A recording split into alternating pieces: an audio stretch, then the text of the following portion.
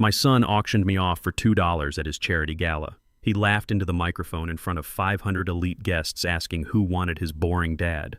I sat there in my rented tuxedo, gripping my water glass as the entire ballroom erupted into laughter. I was completely humiliated. Then a stranger in the back of the room stood up and offered $2 million. What happened next drained the color completely from my son's face. I am Kenneth, 69 years old, and I am still processing the depth of my own family's betrayal. I spent my life as a software engineer working quietly in the background so my son could stand in the spotlight.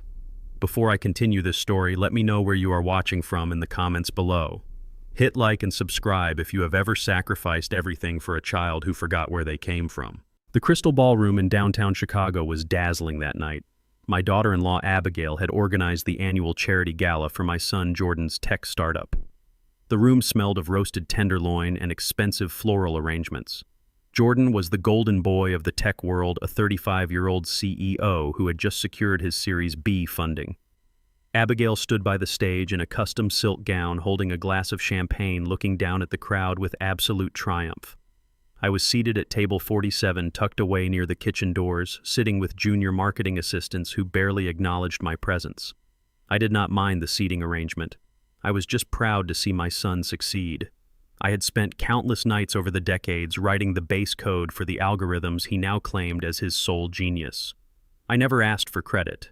A father's greatest joy is supposed to be his son's victory. The evening's main event was a live auction. Jordan took the stage, his charismatic smile lighting up the room. He auctioned off a weekend on a yacht, a private dinner with a celebrity chef, and front-row tickets to a championship game. The wealthy investors in the room threw thousands of dollars around as if it were loose change. Jordan was thriving, feeding off the adoration of the crowd. But then he ran out of items. The crowd was still buzzing, demanding one more bid. Jordan looked around the room, his eyes scanning the tables until they landed on me in the back corner. A malicious smirk crossed his face. He leaned into the microphone. "We have one last item tonight, ladies and gentlemen. I present to you my father, Kenneth. He is a retired engineer who likes to talk about obsolete programming languages and falls asleep watching the History Channel at 8 in the evening. I am starting the bid at $2.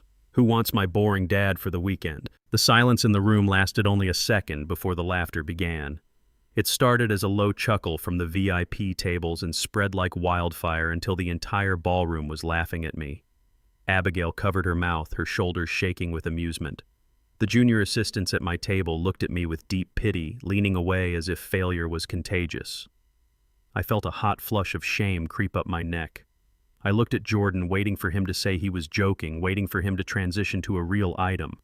But he just stood there, basking in the cruel laughter, pointing at me. Do I hear $2? Come on, someone take him off my hands. He makes a decent cup of instant coffee.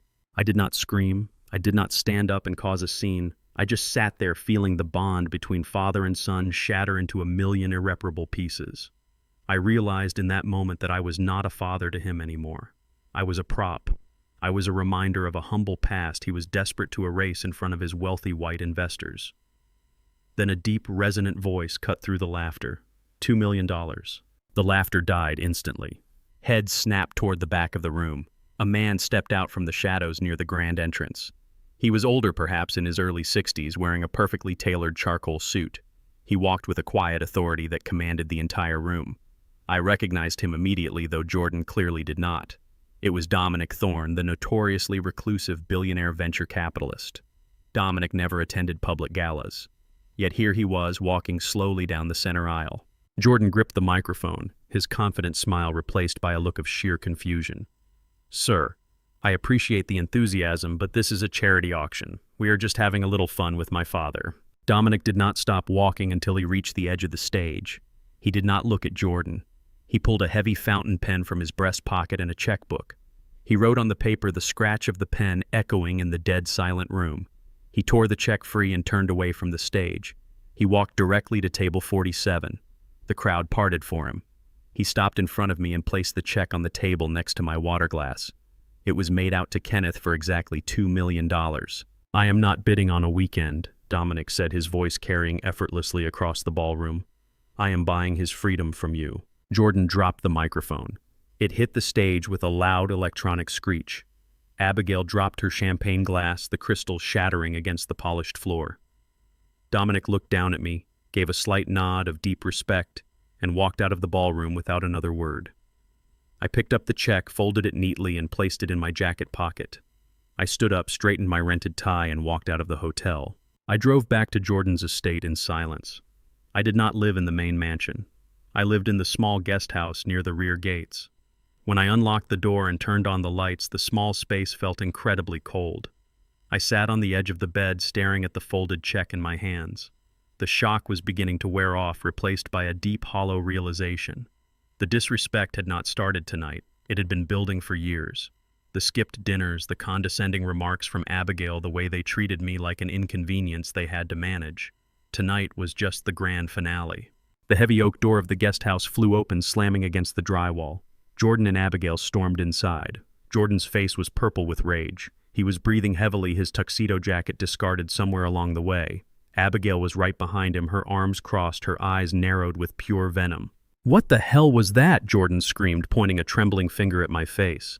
"You hired an actor. You hired some old guy to come into my gala and humiliate me in front of my investors. Do you have any idea how much damage you just did to my company?" I looked up at him, my voice completely flat. "That was Dominic Thorne. If you were half the businessman you pretend to be, you would know who just walked away from your company." Jordan scoffed, pacing the small living room like a caged animal. "That was not Dominic Thorne. Dominic Thorne operates out of London. You arranged this because you are jealous. You are jealous that I built a multi-million-dollar company while you spent your life fixing broken servers for minimum wage. You just could not let me have my night."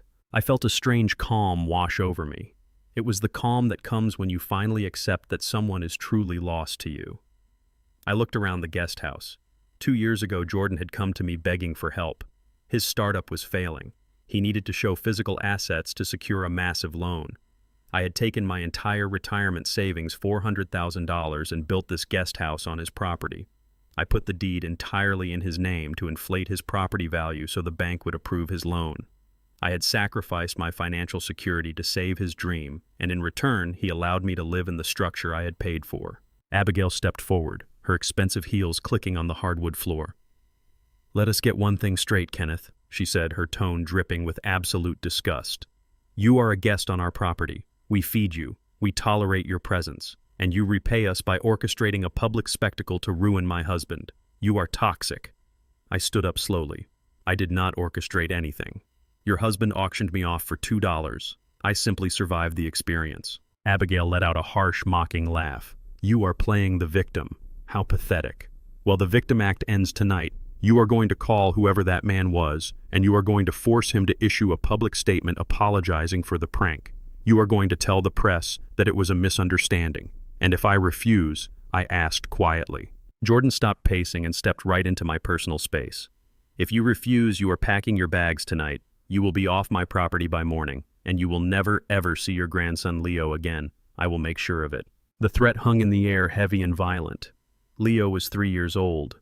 He was the only light in my life, the only reason I had endured their disrespect for so long. Abigail smiled, knowing she had played the ultimate trump card. She knew I would rather die than lose access to my grandson. They expected me to crumble. They expected me to apologize, to beg for forgiveness, to promise I would fix the public relations disaster they had created themselves. I looked at Jordan's furious eyes and Abigail's smug, victorious smile. I realized that arguing with them was useless. They had rewritten reality to suit their narrative. In their minds, they were the victims of my malice. I could not change them with words. I could only change the dynamic with actions. I turned my back on my son. I walked to the small closet, pulled out my leather suitcase, and placed it on the bed. I unzipped it and began folding my shirts. "What are you doing?" Jordan demanded, his voice faltering slightly. "I am packing," I replied, not looking back. "You think this is a game?" Abigail snapped. "If you walk out that door, you are dead to us. I will tell Leo his grandfather abandoned him because he was too selfish to support our family." I finished folding my clothes and zipped the suitcase shut. I walked over to the kitchen counter, took the key to the guest house off my key ring, and placed it gently next to the sink. I picked up my bag and walked toward the door. Jordan did not move out of the way immediately. He stared at me, perhaps waiting for the bluff to end. I looked him dead in the eye until he finally stepped aside. I walked out into the cold Chicago night. The wind bit through my thin jacket, but I did not feel the chill. I felt an overwhelming sense of clarity. They thought they had won. They thought they had successfully discarded an old, useless man who had nothing left to offer. As I put my suitcase into the trunk of my old sedan, I pulled out my phone and looked at the time. It was past midnight. I opened my contacts and dialed a number I had saved for emergencies. The phone rang twice before a sharp voice answered. Thomas Reed, attorney at law. Thomas, it is Kenneth. I said, my breath turning to vapor in the cold air. Kenneth, it is late. Is everything all right? No, I replied, slamming the trunk shut. It is time to initiate Plan B. They just kicked me out. I heard the rustle of papers on the other end of the line. Understood. I will prepare the filings by morning. They have no idea what is coming. No, they do not, I said. I hung up the phone and got into my car. Jordan and Abigail believed they held all the power because their names were on the mansion and the bank accounts. They forgot one crucial detail. I was the one who wrote the original code. I was the one who filed the initial patents. And I was the one who had spent the last 6 months silently building a legal trap so tight they would never be able to breathe again. The era of my silent endurance was over. The correction had officially begun. The neon sign of the highway motel buzzed with a harsh electrical hum outside my window. I had not slept a single minute. My leather suitcase sat unopened on the stained carpet. I spent the hours between midnight and dawn staring at the digital clock on the nightstand, letting the reality of my new existence settle into my bones. Jordan and Abigail had successfully exiled me from the home I built for them. They thought I was currently wallowing in despair, broken by their cruelty. They were wrong. The initial shock had burned away, leaving behind a cold, calculating clarity. I checked my watch. It was 7 in the morning on a Tuesday. For the past 2 years, Tuesday meant only one thing. It was my day to pick up my 3-year-old grandson, Leo, from the Maplewood Early Learning Center. I put on a clean shirt, adjusted my coat, and walked out to my car. I was going to see my grandson. The preschool was nestled in an affluent suburban neighborhood surrounded by manicured lawns and high wrought iron fences. I parked my old sedan across the street and walked toward the main entrance. Usually the school director, a warm woman named Mrs. Gable, would greet me at the door with a bright smile. Today she was standing on the front porch with her arms crossed tightly over her chest. Next to her stood a uniformed police officer. My chest tightened, but I kept my pace steady. I approached the concrete steps. "Good morning, Mrs. Gable," I said, keeping my tone perfectly level. "I am here for Leo." Mrs. Gable would not meet my eyes. She looked down at her clipboard, her knuckles white. "I am so sorry, Kenneth," she whispered, her voice trembling slightly. "You cannot be here. You need to leave the premises immediately." Before I could ask why, the police officer stepped down and blocked my path. He was young, probably no older than Jordan. He placed a heavy hand on his utility belt. "Are you Kenneth Washington?" he asked sharply. I nodded. The officer pulled a folded manila envelope from his jacket and shoved it against my chest. "You have been served." I took the envelope and opened it. It was a court-issued document, a temporary restraining order. I scanned the legal jargon, my eyes locking onto the sworn affidavit attached to the back. It was signed by Abigail. The lies printed on the page were staggering. She claimed I had suffered a mental breakdown at the charity gala. She claimed I had become physically aggressive in the guest house. She cited early onset dementia and erratic violent tendencies. She had sworn under penalty of perjury that I was a direct danger to my grandson. They were not just keeping me away from Leo. They were legally assassinating my character, creating a paper trail to declare me incompetent so they would never have to pay me back the money I invested in their property. A black Range Rover pulled up to the curb directly behind my car. The tinted driver's side window rolled down smoothly. Abigail was behind the wheel, wearing oversized designer sunglasses and holding a sleek cup of artisan coffee. She did not get out of the vehicle. She simply watched me hold the restraining order, her lips curling into a triumphant smile.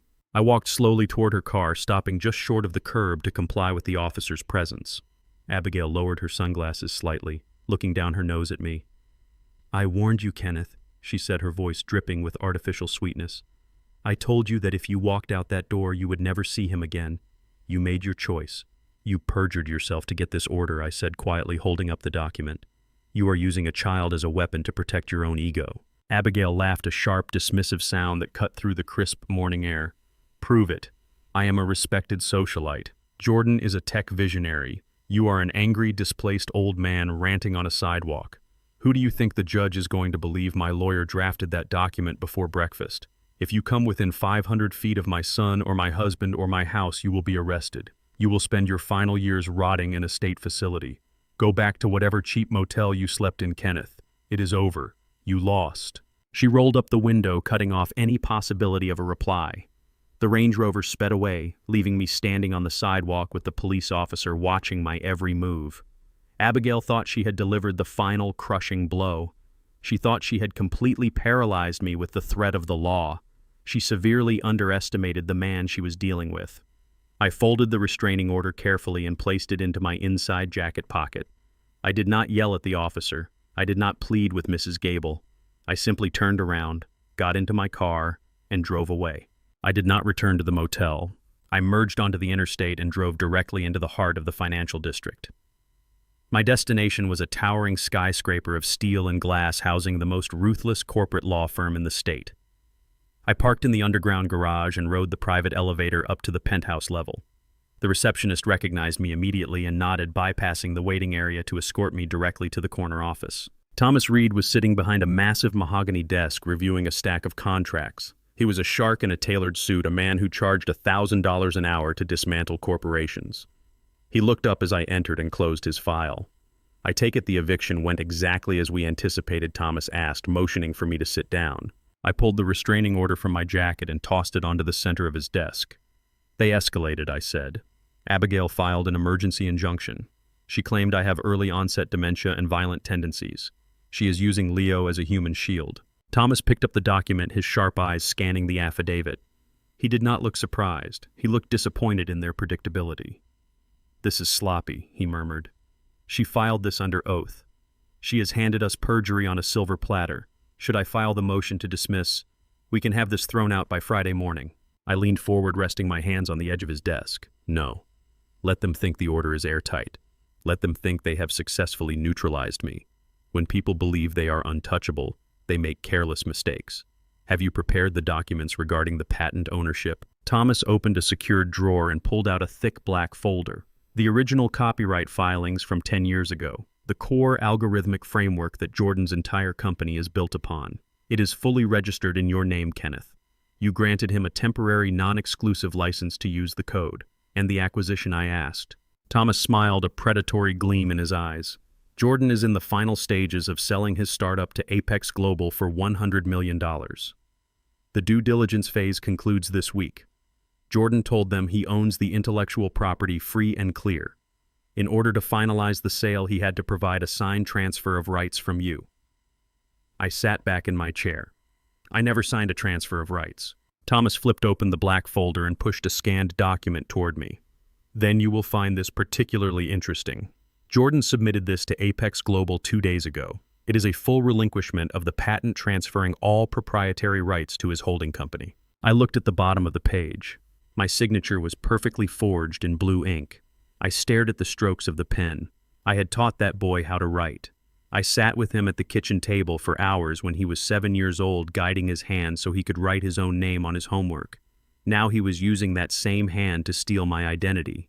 Jordan had not just been disrespectful. He had committed a federal crime. He had forged my signature to steal my life's work and sell it for $100 million. He was willing to risk federal prison for a payout, assuming I would remain the quiet, subservient father who would never check the legal filings. "We can take this to the district attorney right now," Thomas said, his voice lowering to a serious pitch. "We can have Jordan arrested for felony forgery and fraud before lunchtime. The acquisition will instantly collapse." "No," I said softly, the cold clarity hardening into something much darker. "If we arrest him now, he will play the victim. He will claim it was a misunderstanding. I do not want him to just go to jail. I want him to watch everything he values crumble in his hands first. I want him to feel the exact moment the floor gives out beneath him." "What is your instruction, Kenneth?" "We wait until the Apex Global executives gather for the final signing party. Let Jordan taste the victory. Let him hold the pen. Then you will send the original unaltered patent directly to the legal department of Apex Global. You will inform them that their $100 million acquisition is based on stolen property." Thomas nodded slowly, making a note on his legal pad. "It will obliterate the deal. His company will be utterly worthless overnight. He will be millions of dollars in debt from the legal fallout alone. Make the preparation, Thomas. I stood up, buttoning my coat. Jordan wanted to auction me off for $2. Now we are going to show him what he is really worth. I stepped out of the skyscraper and into the bustling Chicago afternoon. The cold wind whipped past me, but inside my mind was an absolute fortress. Thomas Reed was already setting the legal gears in motion, but there was one piece of physical evidence I needed to secure with my own hands. I drove my old sedan to a highly secure private depository on the north side of the city. I had not visited this vault in nearly a decade. The attendant, a quiet man with silver hair, guided me into the sterile, steel-lined room and left me alone. I inserted my brass key into box number 412. Inside sat a heavy fireproof document sleeve. I pulled it out, carried it to the metal viewing table, and slid the thick parchment free. The official seal of the United States Patent and Trademark Office gleamed faintly under the fluorescent lights. The document outlined the master algorithm for predictive data routing. This was the exact mathematical foundation that Jordan's entire $100 million company was built upon. He had crafted a pristine, highly marketable narrative for the tech magazines.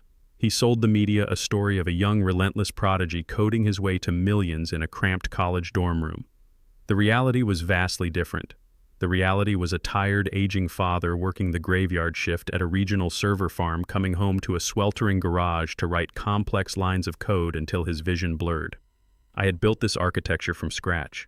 I had paid the filing fees with money I should have spent on a new winter coat. I did it because I believed in his potential. I had granted him a temporary, non-exclusive license to use the code to launch his startup. It was the inheritance I had intended to give my son freely. Now sitting in the cold vault, I ran my hand over the raised seal. This piece of paper was not just intellectual property anymore. It was the weapon that would dismantle his empire. I placed the document into a secure briefcase and drove straight back to the law firm. Thomas was waiting for me in his conference room, surrounded by stacks of financial disclosures and corporate filings. He had spent the last 2 hours tearing into the public records of Jordan's startup. "Have a seat," Kenneth Thomas said, his tone devoid of its usual aggressive energy. He looked genuinely disturbed. "It is worse than we thought." I pulled the acquisition filings for the Apex Global deal. I sat down and opened my briefcase, placing the original patent on the glass table. What did he do? Thomas pushed a thick binder toward me. To sell the company to Apex, Jordan needed to prove absolute ownership of the core technology. Since he only had a user license from you, he fabricated a complete chain of custody. He did not just forge your signature on a standard transfer agreement. He created a fraudulent shell corporation in Delaware. He drafted fake emails between you and his legal team. He even bribed a notary public to stamp the forged documents, making them look completely legitimate to the Apex auditors. He engineered a massive, premeditated federal fraud. I stared at the fake emails printed in the binder. The language was cold and transactional, supposedly written by me relinquishing my life's work for a symbolic sum of $10. The sheer arrogance of the fabrication was breathtaking. Jordan truly believed I was too ignorant, too passive, and too old to ever uncover his white-collar crimes. He assumed I would spend my final days sitting quietly in the guest house, grateful for the crumbs he threw at me, completely unaware that he had stolen my identity to secure a $100 million payout. "The penalty for this level of wire fraud and forgery is severe," Thomas explained, leaning back in his leather chair. "If we hand this binder over to the Federal Bureau of Investigation, Jordan is looking at a minimum of 10 to 15 years in federal prison. Apex Global will walk away immediately, and the federal government will seize every asset he owns." I looked out the floor-to-ceiling windows of the law firm. The city skyline stretched out below us, a grid of wealth and ambition. Jordan was out there right now, likely tasting his victory. If I called the authorities, he would be arrested quietly. He would hire expensive defense attorneys. He would play the victim, claiming his elderly father was confused or vindictive. I did not want a quiet arrest. I wanted a public execution of his ego. I wanted him to lose his power in front of the very people he had tried so hard to impress. "We are not calling the federal authorities yet," I said, turning back to Thomas. "We are going to let him step into the trap completely. When is the exact moment of the signing?" Thomas checked his digital calendar.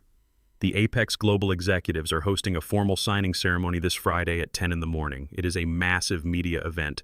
They are doing it in their penthouse boardroom. Jordan has invited major tech journalists, industry leaders, and of course his wife Abigail. They are treating it like a coronation. Over the next 48 hours, I stayed in my modest hotel room and watched the media spectacle unfold. Jordan was everywhere. He gave an arrogant hour-long interview to a major financial network wearing a custom-tailored suit that cost more than my first car. He boasted about his visionary leadership, his unmatched intellect, and his self-made success.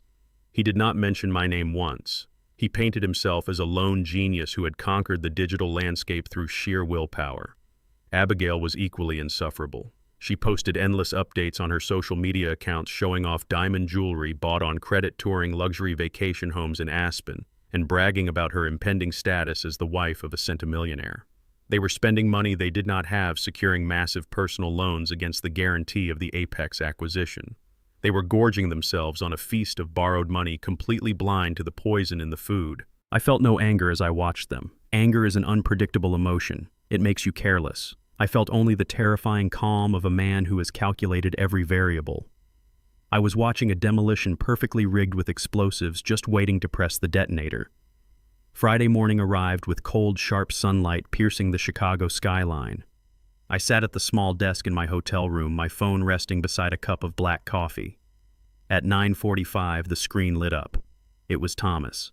"The targets are in the building," Thomas reported, his voice tight with anticipation. Jordan and Abigail just walked into the Apex Global lobby. They have a trailing camera crew. They are heading up the private elevator to the executive boardroom. The Apex legal team is already seated. The champagne is literally on ice. I picked up the phone and looked at the physical patent resting on my desk. The paper was crisp, the ink undeniable. I thought about the charity gala. I thought about the laughter of 500 people echoing in the ballroom as my son tried to sell me for $2. I thought about the restraining order keeping me from my grandson Leo. "Do you have the digital package ready?" I asked. "Everything is loaded," Thomas replied. "The forensic analysis, the original patent scans, and the cease and desist order.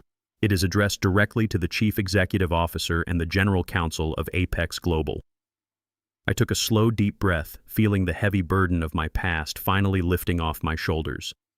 "Send it," I commanded. Thomas hit the key. The hidden patent was no longer hidden. The missile was officially in the air, flying straight toward the glass walls of the Apex boardroom. Jordan was about to find out exactly what happens when you steal from the architect. The penthouse boardroom of Apex Global offered a panoramic view of the Chicago skyline, but all eyes were on the massive mahogany table in the center of the room. Jordan sat at the head of the table, flanked by his legal team and Abigail. She was wearing a perfectly tailored white suit, already posing for the tech journalists gathered near the glass doors. The Chief Executive Officer of Apex Global stood beside Jordan, holding a silver tray with 2 crystal flutes of champagne. The mood was electric, filled with the arrogant certainty of a $100 million victory. The final acquisition contract, a stack of heavy paper bound in leather, rested directly in front of my son. Jordan picked up the solid gold fountain pen provided by his hosts. He smiled for the cameras, hovering the gold tip just inches above the signature line. He was 3 seconds away from becoming a man of unimaginable wealth. Then a sharp, repetitive chime broke the silence. It came from the laptop of the Apex General Counsel, a severe woman sitting at the opposite end of the table. She frowned, tapping her trackpad. The room ignored her, the photographers adjusting their lenses to capture Jordan's historic moment. Jordan pressed the pen to the paper. "Stop," the General Counsel commanded. Her voice was not loud, but it carried an authority that instantly froze the entire room. Jordan paused, looking up with a forced, irritated smile. "Is there a problem? We are right in the middle of the photo op." The General Counsel did not look at the cameras. She stared directly at her screen, her face draining of all color. She stood up, grabbed her laptop, and walked rapidly to the Chief Executive Officer. She turned the screen toward him, shielding it from the press. I could not see their faces from my hotel room, but I knew exactly what they were looking at. They were looking at a high-resolution scan of my original copyright filing. They were looking at a forensic breakdown of the fraudulent shell corporation Jordan had used to launder the intellectual property. And most importantly, they were looking at the undeniable proof that my signature on the transfer agreement was a complete forgery. The Chief Executive Officer read the screen for 10 agonizing seconds. When he finally looked up, his expression had transformed from celebratory warmth to absolute freezing contempt. He placed his champagne flute back on the silver tray with a loud ringing clatter. "Clear the room," he ordered, his voice echoing off the glass walls. "I want the press out, now." The security detail moved immediately, ushering the confused journalists and photographers out the heavy double doors. Abigail stood up, her perfectly rehearsed smile faltering. "What is going on? We were about to sign." The chief executive officer ignored her. He looked down at Jordan, who was still holding the gold pen. You represented to this board that you had sole and absolute ownership of the predictive routing algorithm. You provided sworn affidavits and a notarized transfer of rights. I do own it, Jordan said, his voice tightening with a sudden creeping panic. My legal team cleared every hurdle. The chain of custody is flawless. The general counsel turned the laptop around and shoved it across the mahogany table. It slid and stopped right in front of Jordan. The screen displayed the cease and desist order drafted by Thomas Reed, complete with the forensic signature analysis. Your chain of custody is a federal crime, the general counsel said, her tone dripping with professional disgust. We just received an emergency injunction from the original patent holder. The transfer document you provided us is a forgery. You do not own the core technology of your own company. You own a stolen license. Jordan stared at the screen. For a moment, his arrogant facade completely shattered, revealing the terrified little boy hiding underneath. He recognized the name of the law firm representing the claimant. He knew I had finally struck back. But he was too deep into his own lies to confess. He slammed his hand on the table, attempting to project righteous anger. This is absurd. This is a shakedown by a disgruntled former employee. My father is not mentally sound. He has a restraining order against him. I can clear this up with one phone call. You are not making any phone calls from this building, the chief executive officer said, stepping back from the table as if Jordan had suddenly become infectious. Apex Global has a zero-tolerance policy for intellectual property fraud. We are terminating the acquisition immediately. Our legal department is forwarding these documents to the Securities and Exchange Commission. I suggest you retain a very expensive criminal defense attorney. The boardroom descended into chaos. Jordan's own lawyers began packing their briefcases, frantically refusing to make eye contact with him. They knew that if they were implicated in submitting forged documents to a buyer, they would be disbarred and prosecuted. They abandoned him right there at the table. Abigail grabbed Jordan's arm, her perfectly manicured nails digging into his expensive suit jacket. Jordan, tell them they are wrong. Fix this. Fix it right now. But Jordan could not fix it. The security guards approached the table, standing over my son and my daughter-in-law. They were instructed to escort them out through the freight elevator, ensuring they bypassed the lobby entirely. The golden boy of the tech world was being thrown out with the garbage. The fallout was instantaneous and catastrophic. By the time Jordan and Abigail reached their Range Rover in the underground parking garage, the news had already leaked to the financial networks. Apex Global kills $100 million acquisition amid allegations of massive patent fraud. The headline flashed across terminals in every major trading floor. Jordan sat behind the steering wheel of his car, his hands gripping the leather so tightly his knuckles turned white. His phone began vibrating relentlessly in the center console. Abigail snatched the phone. "It is the bank," she screamed, staring at the incoming caller identification. "It is the bank that issued our personal bridge loan. Jordan, we borrowed $5 million against the Apex payout to buy the Aspen property. We put up your company shares as collateral." Jordan snatched the phone back and threw it into the back seat. He leaned his head against the steering wheel, his breathing shallow and rapid. He remembered a night many years ago, back when he was a teenager. He had tried to cheat on a state math exam by altering a single digit on his report card. I had caught him immediately. I did not yell. I simply sat him down at the kitchen table and explained how the architecture of a lie always collapses under its own weight. I told him that I paid attention to the details everyone else ignored. He had rolled his eyes at me, then calling me a dinosaur who did not understand how the real world worked. He had spent his entire adult life underestimating my intelligence, confusing my quiet patience for weakness. Now, sitting in the dark garage, the reality of my meticulous nature finally crushed him. He realized I had not just kept the patent. I had watched him build his entire fraudulent empire on my foundation, waiting for the exact moment the stakes were highest to pull the support beam out from under him. "What are we going to do?" Abigail demanded, her voice shrill with genuine terror. "My credit cards are tied to the company accounts. If the board finds out you lied about the patent, they will freeze everything. We have to find your father. We have to force him to retract that email. You have the restraining order. Use it. Threaten to have him locked up." Jordan started the engine, the roar of the exhaust echoing off the concrete walls. "You do not understand," he muttered, shifting the car into gear. "He is using a corporate law firm. He is not hiding in some cheap motel. He planned this. He has been planning this since the night of the gala." "We will find him," Abigail sneered. "He is just a bitter old man. He cannot hide from us." They sped out of the garage, leaving black tire marks on the pavement, desperately racing back to their mansion to strategize. They had no idea that they were completely broke. While they were driving, the board of directors at Jordan's startup convened an emergency remote meeting. Within 30 minutes of the Apex deal collapsing, they voted unanimously to suspend Jordan as chief executive officer pending an internal investigation into the forgery. They locked him out of his corporate email. They froze his company credit cards. They severed his access to the operational accounts. The multi-million-dollar empire Jordan had built was gone, vanishing like smoke in a windstorm. He was no longer a visionary leader. He was an unemployed liability carrying massive personal debt. The first cut had been delivered flawlessly, slicing straight through the financial artery that kept his arrogance alive. To save himself from federal prison and total bankruptcy, Jordan now had only one option left. He had to find the father he had discarded, get on his knees, and beg for mercy. He hired the most expensive private investigator in Chicago to track down my location. He expected to find me huddled in a crumbling apartment on the outskirts of the city. He was about to walk into a reality that would break his mind entirely. The private investigator charged Jordan $10,000 for a 3-hour rush job. He handed Jordan a sealed envelope containing my current address and walked away into the Chicago crowds without saying a single word.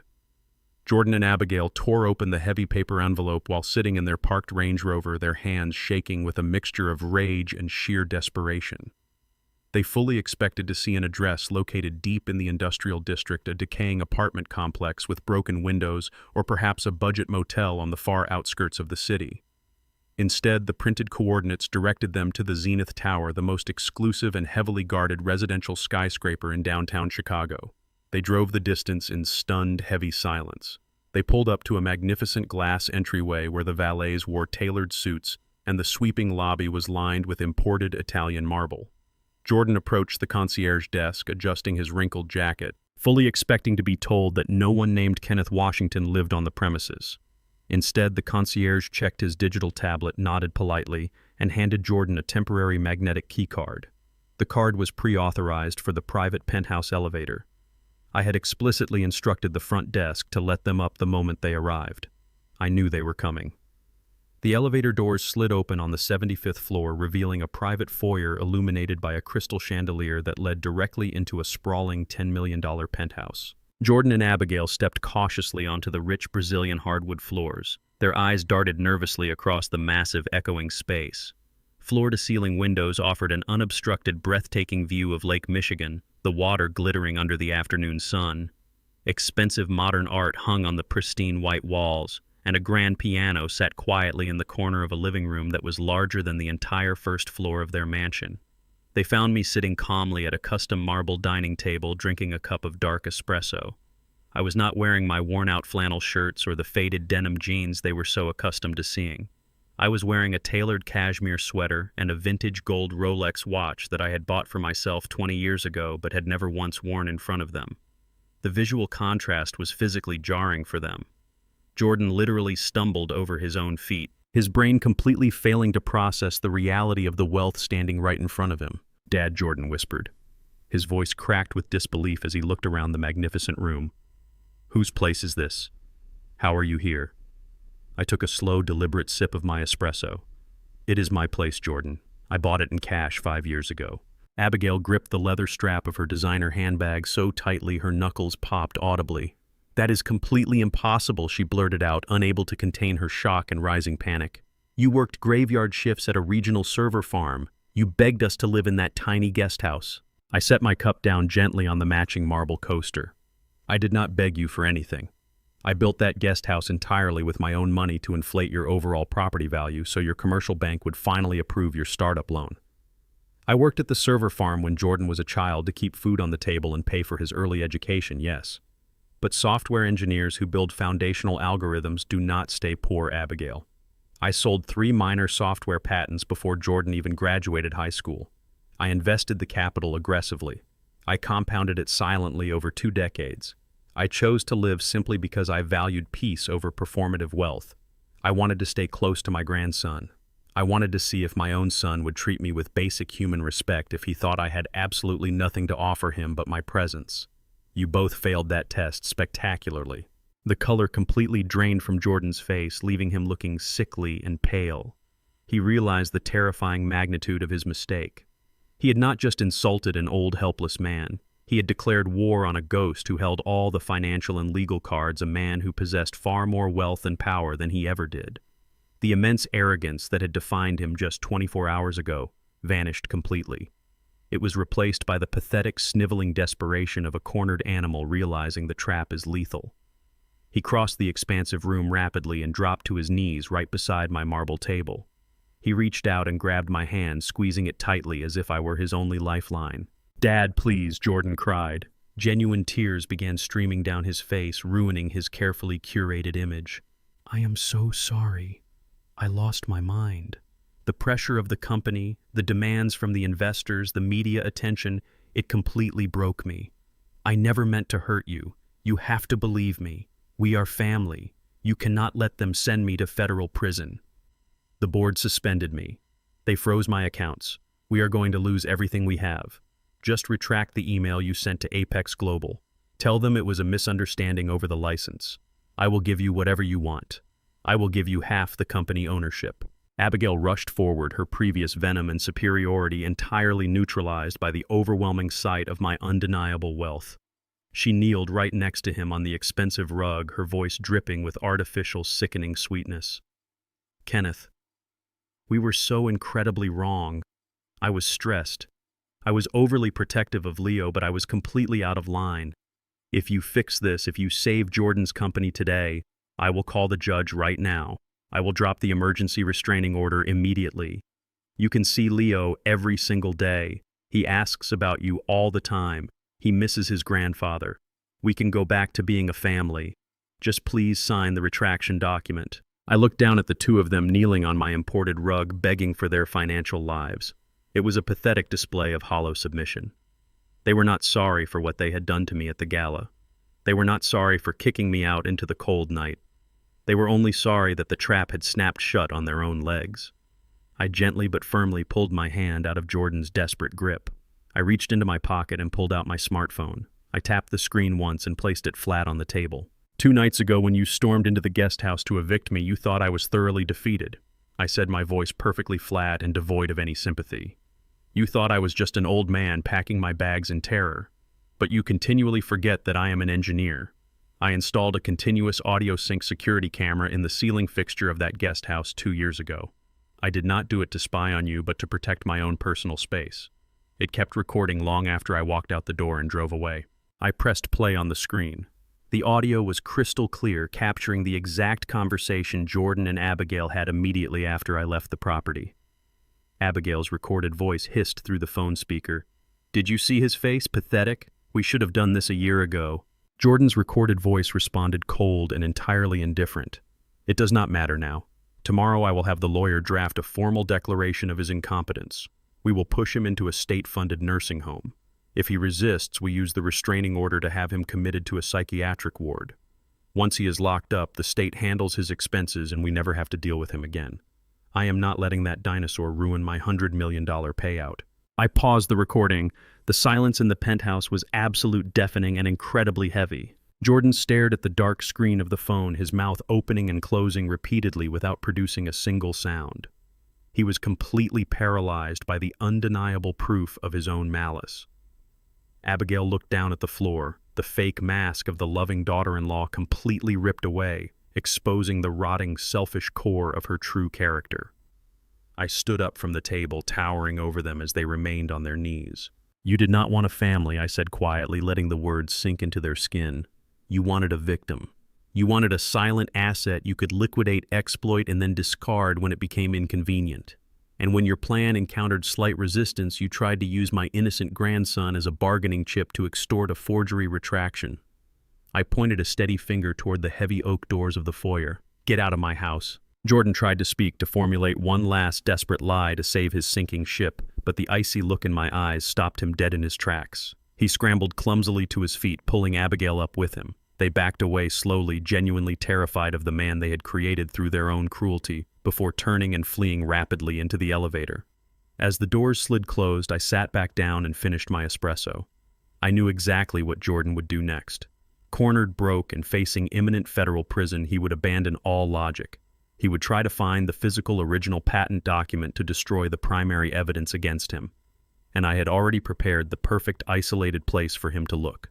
I stood by the floor-to-ceiling windows of my penthouse watching Jordan and Abigail flee the Zenith Tower. Their Range Rover sped out of the pristine valet driveway and merged recklessly into the heavy Chicago traffic, looking like a tiny panicked insect navigating the concrete grid below.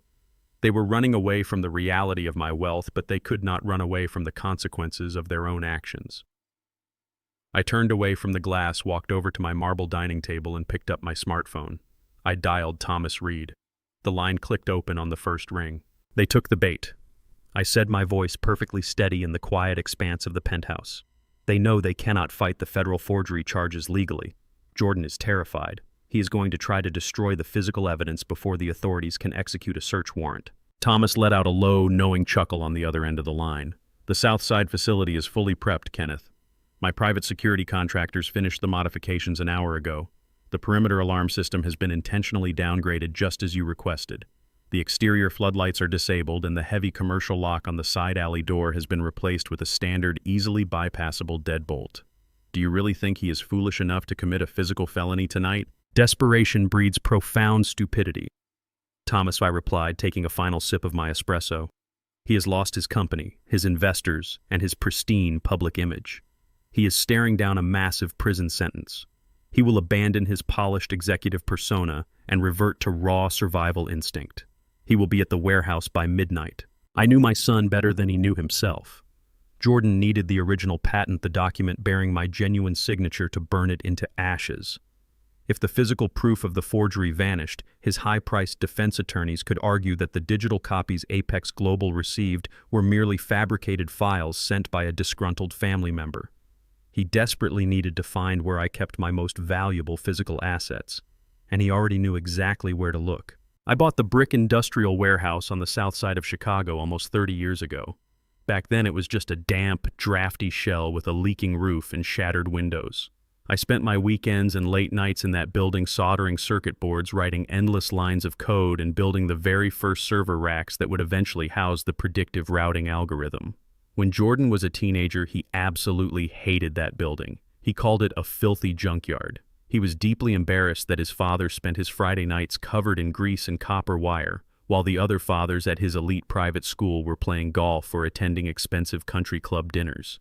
He never understood that the grease on my hands and the wire on my workbenches were paying for his exorbitant tuition. He viewed my labor with disgust. Now that same junkyard was the only place he could think of that might hold his salvation. I had casually mentioned the warehouse to Abigail several months ago, deliberately planting the seed that I stored all my old legal and financial files in a safe on the premises. I knew she would remind him the moment they panicked. At 11:45 that night, while I sat comfortably on my leather sofa reading a book, a silent notification flashed across the screen of my tablet. The perimeter motion sensors at the warehouse had been tripped. Jordan had arrived. I opened the secure application on my tablet, and the high-definition feeds from the hidden interior cameras flickered to life. I watched my son step into the frame. The arrogant, self-proclaimed tech visionary was now reduced to a common sneaking burglar.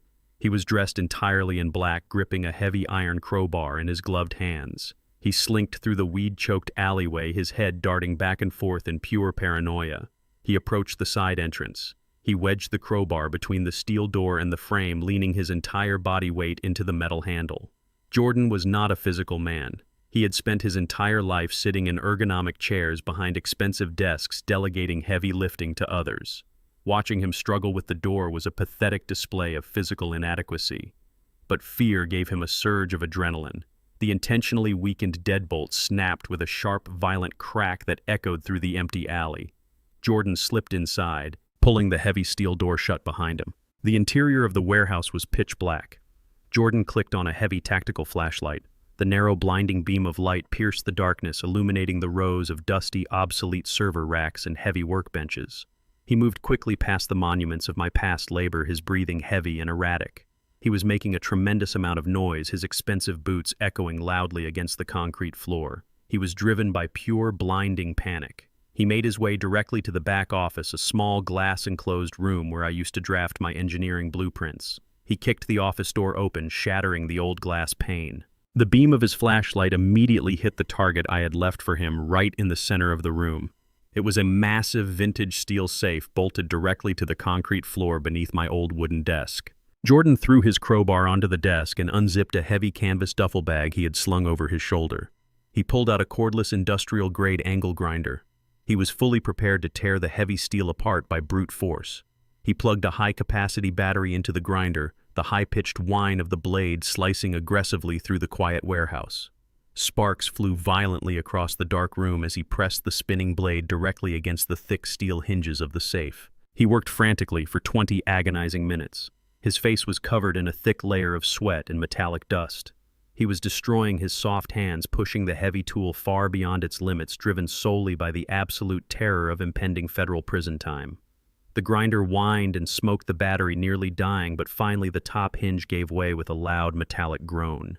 He dropped the smoking grinder, grabbed the crowbar, wedged it deep into the weakened gap, and wrenched the heavy steel door open with a guttural, desperate scream of effort. He dropped the crowbar and fell to his knees in front of the open safe. Inside the dark cavity rested a single thick manila envelope. Across the front of the envelope, written in my unmistakable handwriting, was the exact patent registration number for the predictive routing algorithm. Jordan let out a ragged, hysterical gasp of profound relief. He grabbed the envelope, clutching it tightly to his chest as if it were a life preserver in a freezing, turbulent ocean. He genuinely believed he had won. He believed he had outsmarted the old man one final time. He stood up slowly, wiping the mixture of sweat and grime from his forehead, a twisted, arrogant smile of absolute triumph breaking across his face. He did not wait to get back to his car. He wanted the immense satisfaction of destroying the evidence immediately. He set his flashlight on the desk, illuminating the workspace. He pulled a silver cigarette lighter from his pocket, flicked the flame alive, and tore open the heavy paper flap of the manila envelope. He reached inside to pull out the thick parchment paper. Instead, his fingers brushed against a cold, hard block of heavy plastic. He frowned, his victorious smile faltering instantly. He lowered the lighter and tipped the envelope upside down. The contents slid out and hit my dusty wooden desk with a heavy, solid thud. It was not a stack of legal documents. It was a solid block of industrial steel. Firmly glued to the top of the steel block was a small, state-of-the-art micro camera. The high-definition lens was pointed directly up at his face. A tiny, bright red LED light was blinking steadily, confirming that it was actively recording and transmitting a live feed directly to a secure cloud server. Resting right next to the camera was an active GPS tracking beacon glowing with a soft green light. Jordan stared at the blinking red light. The silver lighter slipped from his trembling fingers, clattering loudly against the concrete floor. The horrific, suffocating realization washed over him in a freezing wave. There was no patent here. There was never a patent in this building.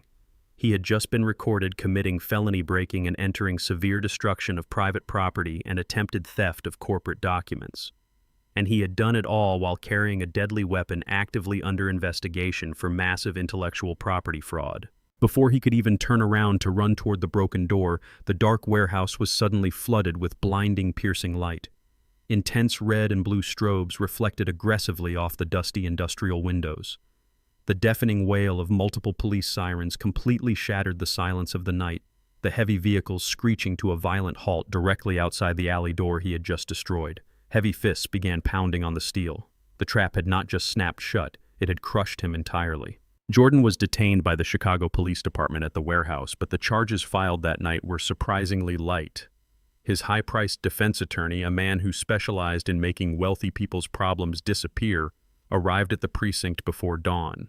He argued successfully that the broken door was merely a civil property dispute between an estranged father and son, completely devoid of criminal intent.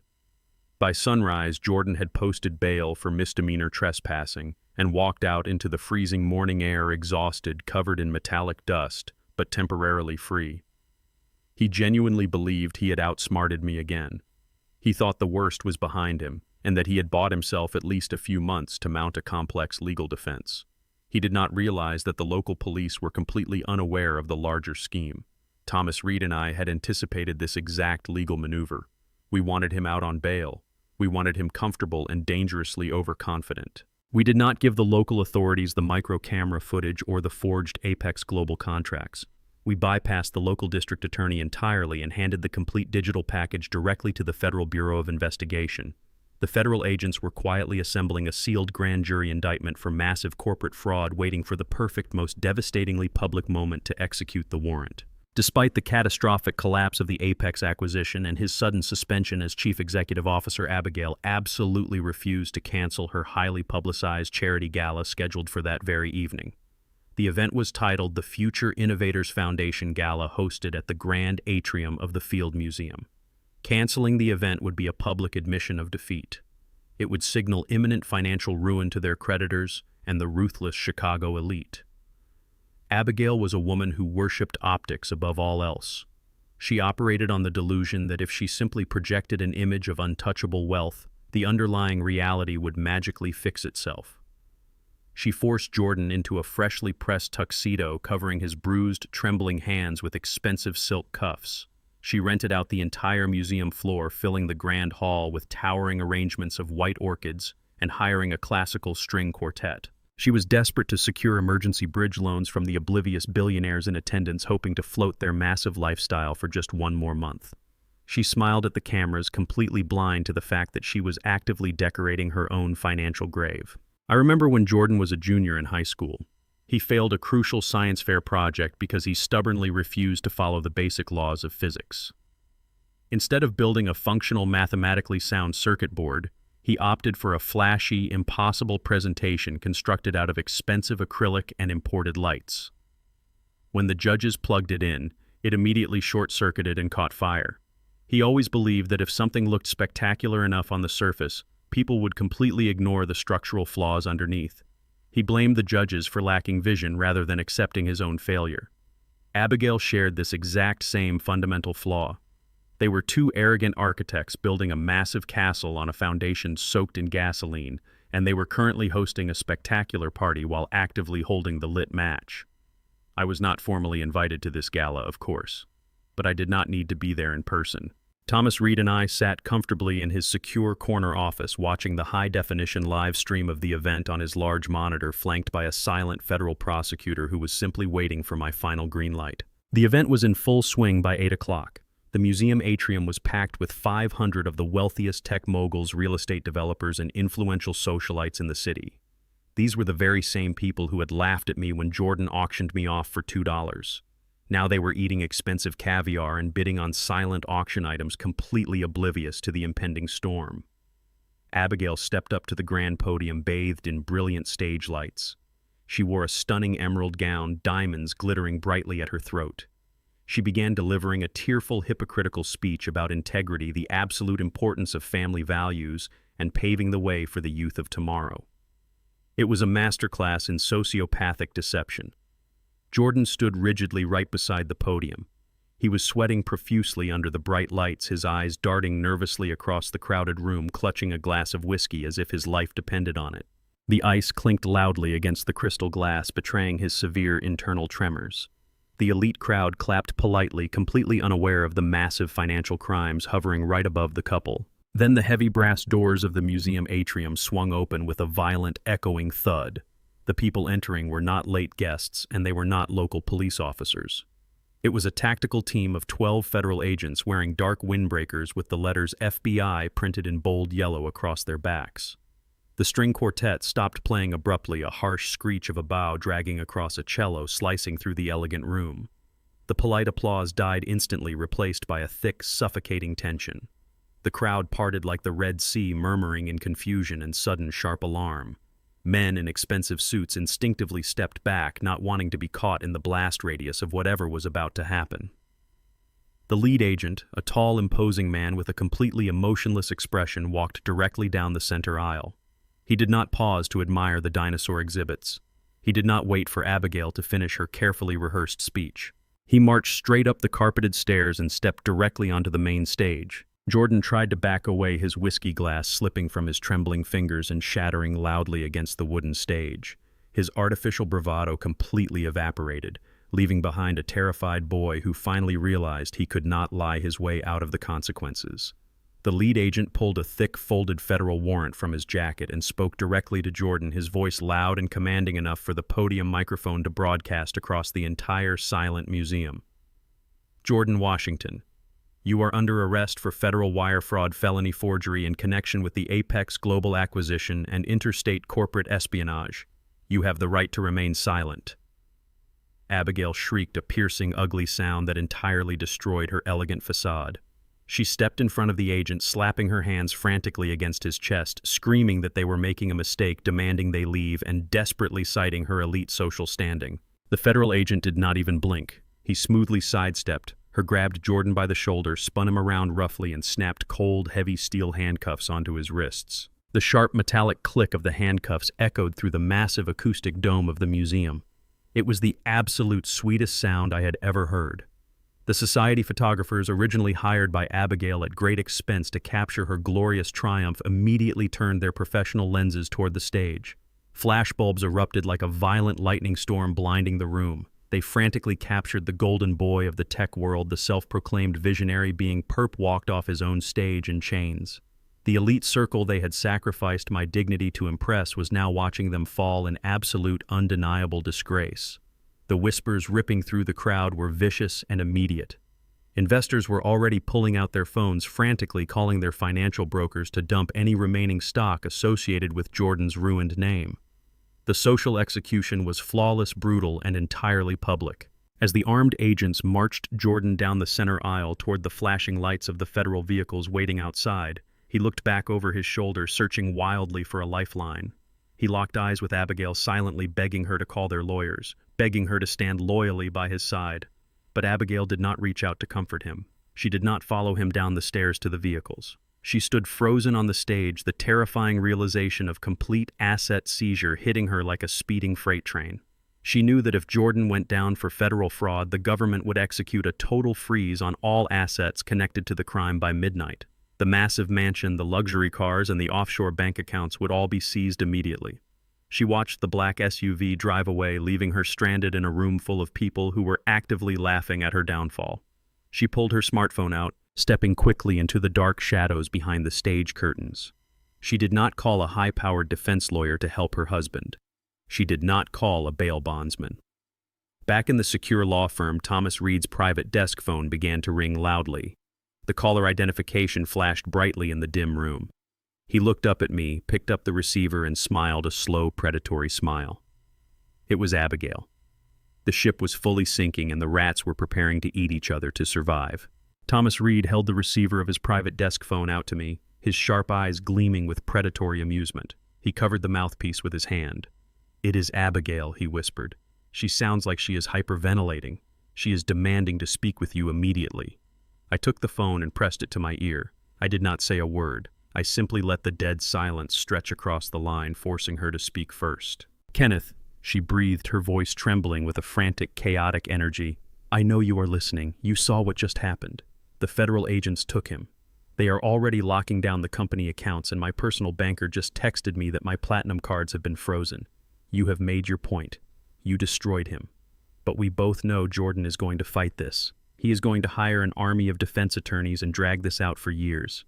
I have something that will guarantee he never sees the outside of a prison cell again." "And what makes you think I need your help?" I asked, my voice flat and completely devoid of emotion. "Because Jordan is careful," she snapped back, her desperation making her bold. "He wiped his primary servers. He destroyed the physical drives in his home office the second the Apex deal collapsed. But he missed a backup. I have it. I want to make a deal. Meet me right now." I looked at Thomas. He gave a slight approving nod. I did not invite her to the law firm, nor did I invite her to my penthouse. I gave her the address of a rundown 24-hour diner located on the industrial edge of the city, a place that smelled of stale grease and bleach. It was an environment designed to strip away every ounce of her artificial superiority. I told her I would be there in 30 minutes and hung up the phone. When I arrived, the diner was mostly empty, save for a tired truck driver asleep in a corner booth and a waitress wiping down the sticky Formica counters.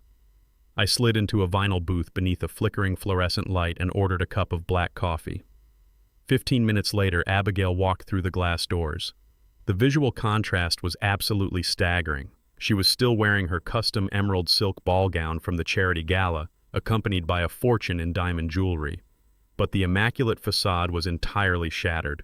Her mascara was smeared beneath her eyes, her hair was disheveled from the wind, and she carried her designer handbag clutched to her chest like a shield. She looked like a deposed queen wandering through a wasteland. She slid into the booth across from me, shivering despite the heavy heat radiating from the diner kitchen. She looked around with absolute disgust before fixing her bloodshot eyes on me. "The federal agents are tearing the mansion apart right now," she whispered aggressively, leaning across the table. "They kicked me out. I had to leave in an Uber. Do you have any idea how humiliating this is?" I took a slow sip of my coffee. "You are wearing $250,000 in diamonds while your husband sits in a concrete holding cell. Forgive me if my sympathy is limited. What do you want, Abigail?" She placed her handbag on the table, unclasped the gold latch, and pulled out a small, heavy silver USB drive. She kept her manicured hand firmly pressed over it, ensuring I could not take it. "I am a realist, Kenneth." She began attempting to compose her features into a mask of cold business acumen. "I married Jordan because he was an appreciating asset. I backed his ambitions because I wanted the lifestyle he promised me. But he is a sinking ship now. He committed federal crimes and he was stupid enough to get caught. I absolutely refuse to drown with him. I refuse to be the disgraced wife of a federal inmate living in some tiny apartment and clipping coupons." And the drive, I prompted, staring at the silver metal beneath her fingers. "This is the nail in his coffin," she said, a cruel, triumphant smile breaking through her exhaustion. "It contains the encrypted audio logs from his private office. It has the original unedited drafts of the forged Apex transfer documents, complete with the metadata proving Jordan created them on his personal laptop. It also contains the financial records showing exactly how much he bribed the notary public. If the federal prosecutors get this drive, Jordan cannot negotiate a plea deal. He cannot claim ignorance. He goes away for 20 years guaranteed." She paused, waiting for me to show eagerness, waiting for me to validate her leverage. I remained perfectly still. "I will slide this drive across the table to you right now," she continued, her voice dropping to a harsh whisper. "But in exchange, you are going to wire $5 million into an offshore account in the Cayman Islands that the federal government cannot touch. You are also going to draft a legally binding contract waiving any future civil lawsuits against me regarding the property, and you are going to guarantee that I retain full, uncontested custody of Leo. I get my money, I get my son, and I get a clean break. You get your total revenge." I looked at the woman sitting across from me.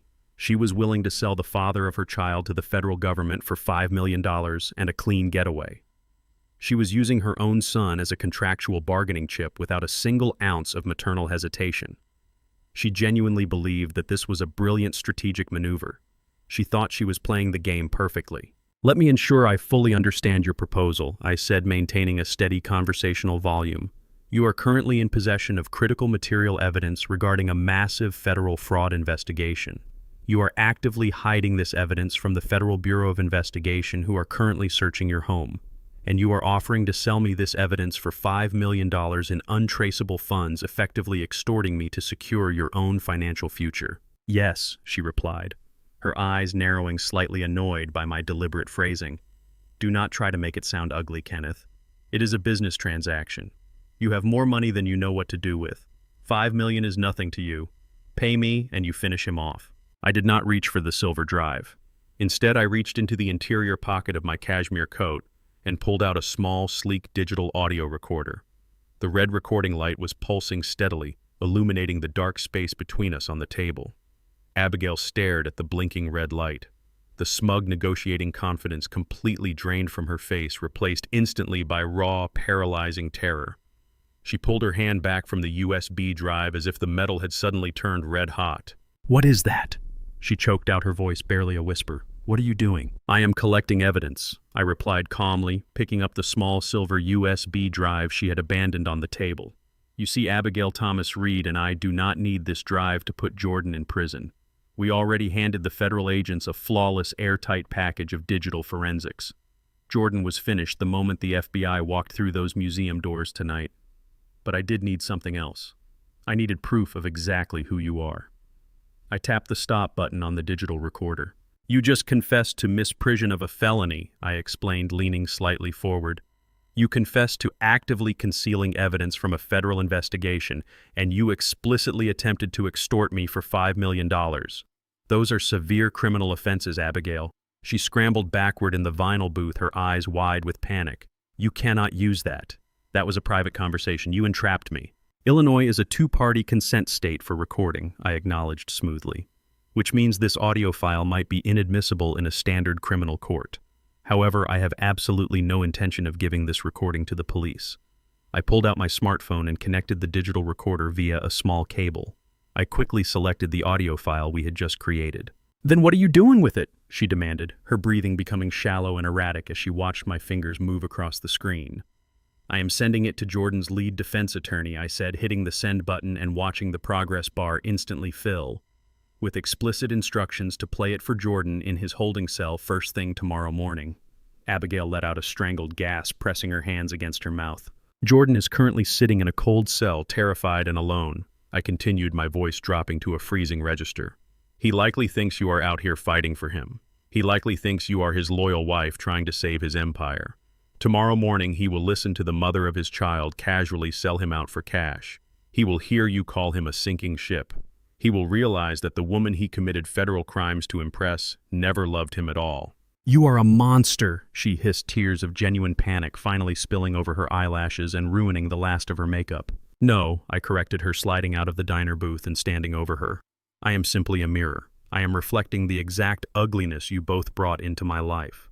When Jordan hears this recording, he will realize he has absolutely nothing left to protect. He will turn on you, Abigail. He will tell the federal prosecutors exactly how much you knew about the forged patent. He will tell them about your offshore accounts. He will drag you down into the concrete cell right next to his." I dropped a $20 bill on the table to pay for the coffee and walked out of the diner. I did not look back. I stepped into the cool Chicago night air, leaving Abigail sitting alone in her ruined emerald gown under the flickering fluorescent lights, completely paralyzed by the realization that her betrayal had just sealed her own destruction. I woke up the next morning as the sun rose over Lake Michigan, casting a brilliant golden light across the hardwood floors of my penthouse. I brewed a cup of black coffee and turned on the television in the media room. I knew the strict daily timeline of a federal holding cell. By 8 in the morning, Jordan's lead defense attorney would have arrived at the precinct. By 8:15, that attorney would have played the digital audio recording of Abigail selling him out for $5 million. I could only imagine the profound, earth-shattering realization crashing down on my son as he sat in his orange jumpsuit listening to his wife negotiate his 20-year prison sentence.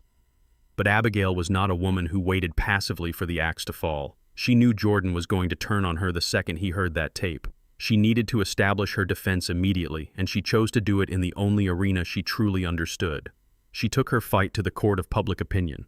At 9 o'clock, she appeared live on a prominent national morning news broadcast. She had hired a ruthless crisis management public relations firm overnight, likely promising them a massive cut of her future divorce settlement. Her appearance was meticulously calculated to evoke maximum sympathy. She wore a simple, unbranded beige sweater, her hair pulled back into a modest ponytail. The heavy diamond jewelry was gone, replaced by a bare neck and a wedding ring she continuously twisted with trembling fingers. She sat on the brightly lit studio couch, clutching a tissue, her eyes perfectly red and welling with highly controlled tears. The veteran news anchor leaned forward, projecting deep, manufactured sympathy. "Abigail, your husband was arrested last night by federal agents in front of hundreds of people at your own charity event. How are you holding up?" Abigail took a shaky breath, dabbing her eyes delicately. "I am completely devastated," she whispered, her voice cracking with practiced vulnerability. "I had absolutely no idea what Jordan was doing behind closed doors. He controlled all our finances. He controlled my entire life. I was just trying to be a supportive wife and a good mother to our 3-year-old son, Leo." The anchor pressed gently, reading from a prepared card. "And your father-in-law, Kenneth. He is the one who brought this massive fraud to light. Some reports say he orchestrated the collapse of the Apex Global acquisition."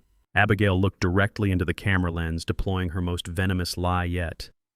"Kenneth is a deeply troubled man. He has been suffering from severe cognitive decline and paranoia for years. Jordan and I tried so hard to get him psychiatric help, but he became violent. He developed a vindictive obsession with destroying Jordan out of pure, irrational jealousy. I am terrified of him. I am terrified for my son's safety. Kenneth orchestrated this entire public spectacle because he hates me, and Jordan was simply too weak to stop him." I watched her weave this absolute fiction while sitting in Thomas Reed's office later that afternoon. The news chyrons flashing across the bottom of the screen read, "Tech CEO wife claims abuse and elder harassment." Her performance was incredibly effective. Within hours, social media began to rally behind her. Influencers and commentators praised her bravery for speaking out against toxic family dynamics and financial abuse. A crowdfunding campaign was launched by her supporters to help pay her emergency legal fees and secure housing, raising tens of thousands of dollars in a single afternoon. She was successfully rebranding herself from a disgraced, extravagant socialite into a national symbol of survival. Thomas muted the television, shaking his head in absolute disgust. "She is creating a public legal shield," he said, tapping his silver pen against his heavy desk. "She knows the federal prosecutors watch the news cycle. If she generates enough public sympathy, the district attorney might hesitate to indict her alongside Jordan, fearing a massive media backlash. We need to release a press statement immediately to counter this narrative. We need to remind the public about the forged documents." I looked at the muted screen, watching Abigail wipe away another fake tear as the studio audience applauded her bravery. "No," I replied calmly. "We never interrupt an enemy when they are in the middle of making a fatal mistake." "What mistake?" Thomas asked, frowning slightly. "She is completely winning the news cycle today. The public is eating this up. She is building her pedestal incredibly high," I explained, turning away from the television. "The higher she climbs on this false narrative of victimhood, the more destructive the fall will be when we remove the structural supports. If we release a simple text statement, it becomes a typical he said, she said media argument. We let her talk. We let her go on every talk show she can book. We let the public fall entirely in love with her tragic story. We let the crowdfunding account fill up. We wait exactly 48 hours for her narrative to peak. Then we drop the audio." For 2 consecutive days, Abigail absolutely saturated the media. She gave exclusive interviews to lifestyle magazines, portraying herself as a terrified prisoner in her own mansion. She claimed she was actively fleeing the city to protect her child from my supposed violent tendencies. The public outrage directed at me grew intense, with opinion pieces calling for my immediate investigation by adult protective services. I remained entirely silent, comfortably sealed inside my secure tower, drinking espresso and watching the timer tick down. On Thursday morning, just as Abigail was scheduled to appear for her biggest primetime television interview yet, I gave Thomas the green light. We did not send the audio files to the local police, and we did not release them on our own. We sent the digital files directly to the top investigative journalists at 3 major rival news networks who were desperate to tear down the exclusive story Abigail had given their competitor. We sent the raw, unedited audio from the hidden camera in the guest house where she casually discussed locking me in a psychiatric ward just to steal my property. And most importantly, we sent the crystal-clear digital recording from the industrial diner where she explicitly offered to sell Jordan's encrypted hard drive for $5 million to an untraceable offshore account. The detonation was instantaneous and absolute. At noon, the rival networks broke into their regular daytime programming to air the leaked audio. The very same public that had wept for her the day before now sat in their living rooms listening to her cold, calculating voice hiss through their television speakers. They heard her call her husband a sinking ship. They heard her demand $5 million in untraceable funds. They heard her explicitly confess to hiding material evidence from the Federal Bureau of Investigation to secure her own payout. The backlash was unprecedented. The internet turned on her with a vicious collective fury. The crowdfunding campaign was immediately frozen by the platform administrators and investigated for wire fraud. Her high-priced crisis management team dropped her as a client within the hour, issuing a frantic public statement distancing themselves from her entirely. The primetime interview she was supposed to attend that evening was abruptly canceled, the network refusing to let her on their property. Instead of sitting in a glamorous makeup chair, Abigail found herself trapped. A local news helicopter captured live aerial footage of her standing in the driveway of a rented suburban house, frantically throwing designer suitcases into the trunk of a rental car. She was trying to run, but she never made it out of the driveway. 3 dark, unmarked federal SUVs pulled up, blocking her exit entirely. Several agents stepped out and approached her vehicle. They did not look sympathetic. They were the exact agents assigned to Jordan's corporate fraud case, and they had just heard her on national television admit to possessing and withholding the exact encrypted flash drive they needed to secure their conviction. The defamation war was officially over. Abigail had tried to weaponize the media against me, assuming her tears were stronger than my patience. But she forgot that the media has absolutely no loyalty. It feeds exclusively on scandal, and she had just provided them with the greatest feast of the year. Abigail was now completely isolated. Jordan hated her. The public despised her. and the federal government was standing in her driveway ready to tear her life apart looking for a silver piece of metal. The federal agents did not arrest Abigail in the driveway. They simply confiscated her passport, seized the encrypted flash drive from her trembling hands, and informed her she was an active target of a federal obstruction investigation. She retreated into the sprawling, empty mansion, pacing the imported marble floors like a trapped animal. The silence of the massive house was broken only by the heavy metallic click of the front door unlocking. Jordan walked in. He was no longer the immaculate tech visionary. His custom tuxedo was severely wrinkled. His tie was gone, and his eyes were hollow, rimmed with the deep purple exhaustion of a man who had spent the last 48 hours in a concrete federal holding cell. His high-priced defense attorney had managed to secure a temporary release bond, draining the last available drop of unfrozen liquid capital they possessed. Jordan stopped in the grand foyer. He looked across the room at the woman he had married. There was no relief in his eyes. There was only a cold, radioactive hatred. He had spent the morning listening to the audio recording provided by his lawyer. He had heard her exact words. He knew she had tried to sell his freedom for $5 million. Abigail froze by the sweeping staircase, her hands gripping the mahogany railing. She tried to formulate a defense, opening her mouth to weave another intricate lie, but Jordan cut her off. He did not yell. His voice was a terrifying, deadened rasp. "Pack a bag," he ordered, walking toward the kitchen to pour himself a glass of water from the tap. "The federal asset freeze goes into absolute effect by midnight. They are going to seize the bank accounts, the cars, and the equity." Abigail followed him, her panic overriding her guilt. "Where are we supposed to go?" "My credit cards are declining. The public relations firm dropped me. We have absolutely nothing." Jordan turned around, leaning heavily against the granite counter. "You should have thought about that before you tried to extort my father to fund your Cayman Islands escape plan. You called me a sinking ship." He let out a harsh, bitter laugh that echoed off the high ceilings. "You were right, but you are strapped directly to the mast." The argument rapidly escalated into a vicious, deeply personal autopsy of their marriage. They hurled insults that targeted their deepest insecurities. Abigail screamed that Jordan was a massive fraud, a pathetic child who had to steal his father's work because he lacked any genuine talent of his own. Jordan fired back, calling her a shallow parasite who had contributed absolutely nothing to their wealth except spending it. During the screaming match, the context of their lavish lifestyle bubbled to the surface.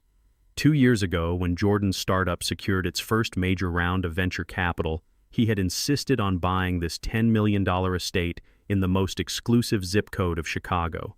He wanted to instantly legitimize himself among the old money billionaires. To avoid massive property taxes and shield the asset from potential startup litigation, his financial advisors had structured the purchase through a blind corporate holding entity named Vanguard Horizon Management. Jordan had transferred the title of the house to this holding company, confident that he controlled the corporate structure entirely. He believed he had built an impenetrable fortress of wealth. Jordan was so arrogant, so blindly focused on scaling his software company and maintaining his public image that he rarely read the dense financial paperwork his accountants put in front of him. He signed legal documents with the careless flick of a pen, assuming his brilliance protected him from mundane administrative risks. He believed that the tedious details of corporate structuring were beneath a visionary CEO. This fatal flaw was exactly what I had been quietly tracking for months. I knew that a man who delegates his financial security to strangers is a man leaving his front door wide open. The screaming match in the kitchen reached a fever pitch, with Abigail hurling a heavy crystal vase across the room. It shattered violently against the stainless steel refrigerator, sending shards of glass sliding across the polished floor. Before the glass could even settle, the heavy, authoritative chime of the front doorbell echoed through the mansion. They both froze instantly, the furious fight draining out of them. They expected to see federal agents returning to finish the job and drag Abigail away in handcuffs. Jordan walked slowly to the front door, his hands shaking as he pulled it open. It was not the Federal Bureau of Investigation. It was the Cook County Sheriff, accompanied by 2 armed deputies and a man in a sharp gray suit holding a thick leather clipboard. The sheriff did not look sympathetic. He had a stern, no-nonsense demeanor that indicated he had performed this exact duty 1,000 times before. Jordan Washington, the sheriff, asked, his hand resting casually on his heavy utility belt. Jordan nodded, his chest tightening with a new, unfamiliar dread. "We are executing an immediate writ of possession," the sheriff stated, stepping aggressively into the grand foyer and forcing Jordan to back up. "You and anyone else inside this property have exactly 15 minutes to gather your personal effects and vacate the premises." The locksmith is outside right now. The locks are being changed immediately. Jordan stared at the uniformed officer, completely bewildered. A writ of possession. That is absolutely impossible. I am the sole owner of this property. I bought this estate 2 years ago. You cannot legally evict me from my own house. You have the wrong address. The man in the gray suit stepped forward, pulling a pen from his breast pocket. He was a ruthless property management lawyer. You are not the owner, Mr. Washington. The lawyer said, his tone entirely devoid of emotion. The deed to this estate belongs entirely to Vanguard Horizon Management.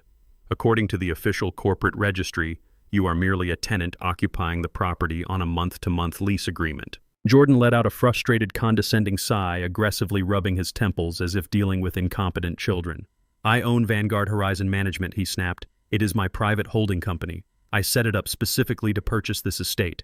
You people are making a massive jurisdictional error. The lawyer did not smile.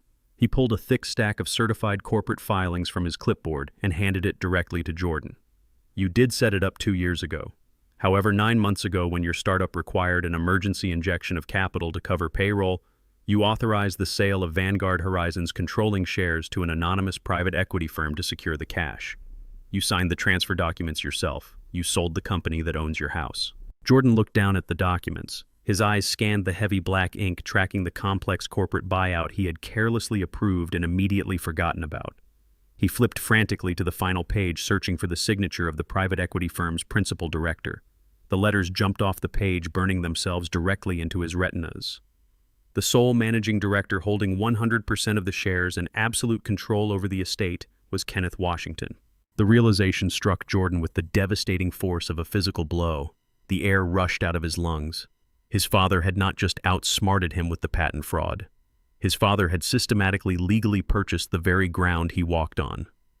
I had bought the holding company for pennies on the dollar when Jordan was desperate for operational cash, effectively becoming my own son's landlord without him ever realizing it. Abigail looked over his trembling shoulder, reading the name clearly printed on the legal document. A horrifying, suffocating silence fell over the grand foyer. They had kicked me out of the small guest house in the middle of the night, claiming I was a worthless burden.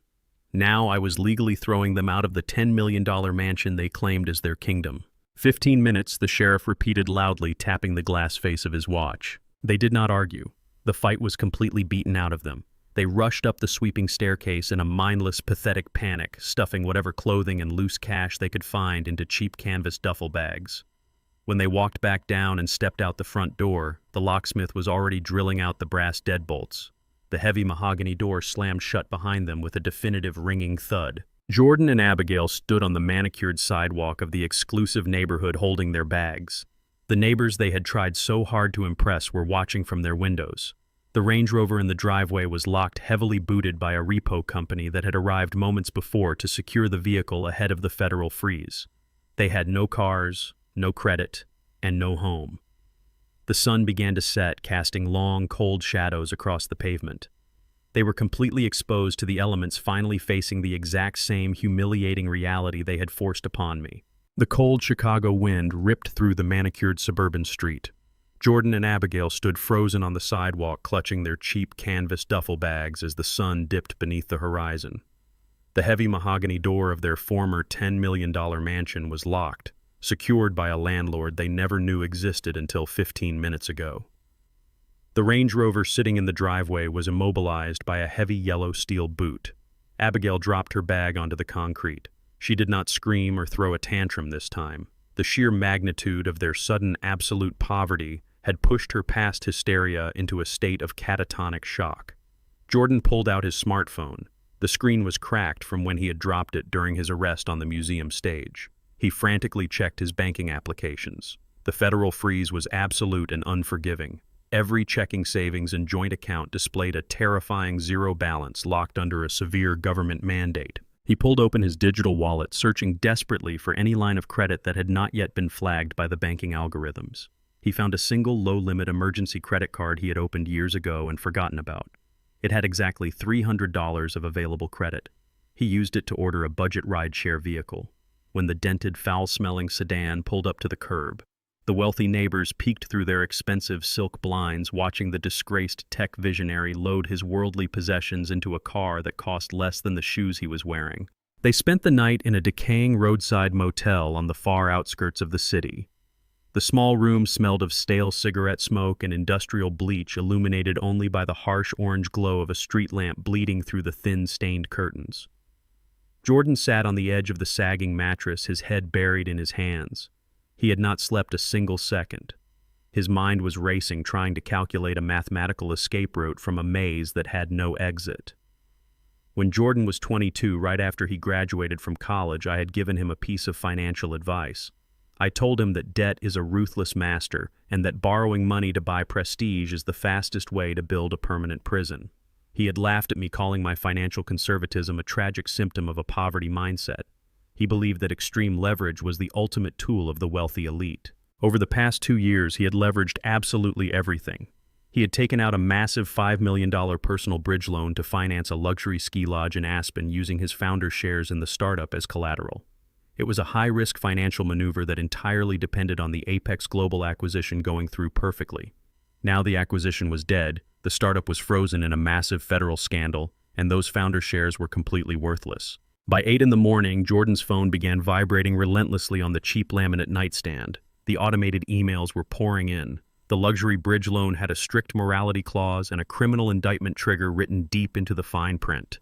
The bank was legally calling in the entire $5 million principal, demanding immediate payment in full.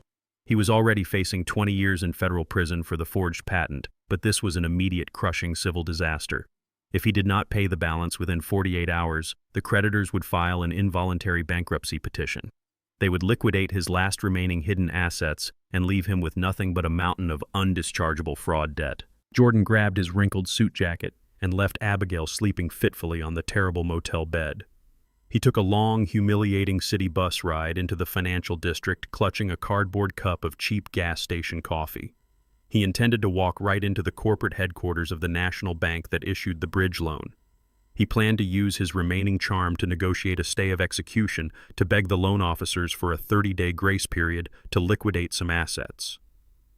When he finally reached the towering glass building, he did not even make it past the lobby security desk. The stern security guard recognized his face from the morning news broadcasts. He blocked Jordan from the elevators and handed him a thick, sealed envelope left at the front desk by the bank's legal department. Jordan ripped the envelope open, his hands trembling violently. He pulled out a formal notice of debt assignment. The national bank had entirely divested themselves of his toxic financial portfolio. They had sold his $5 million bridge loan, his maxed-out platinum credit cards, and the outstanding margin calls on his brokerage accounts to a private, aggressive, distressed debt acquisition firm. Jordan scanned the dense legal text, his eyes darting frantically across the page to find the name of the new creditor. He needed to know who held the leash to his absolute ruin.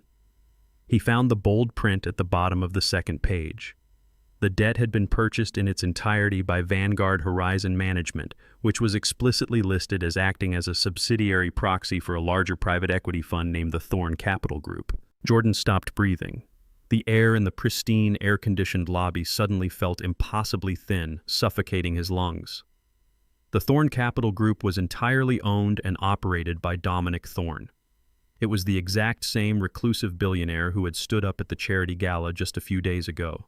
The man who had effortlessly dropped a $2 million check onto my table and publicly declared he was buying my freedom. The horrifying realization slammed into Jordan with the devastating force of a concrete wall.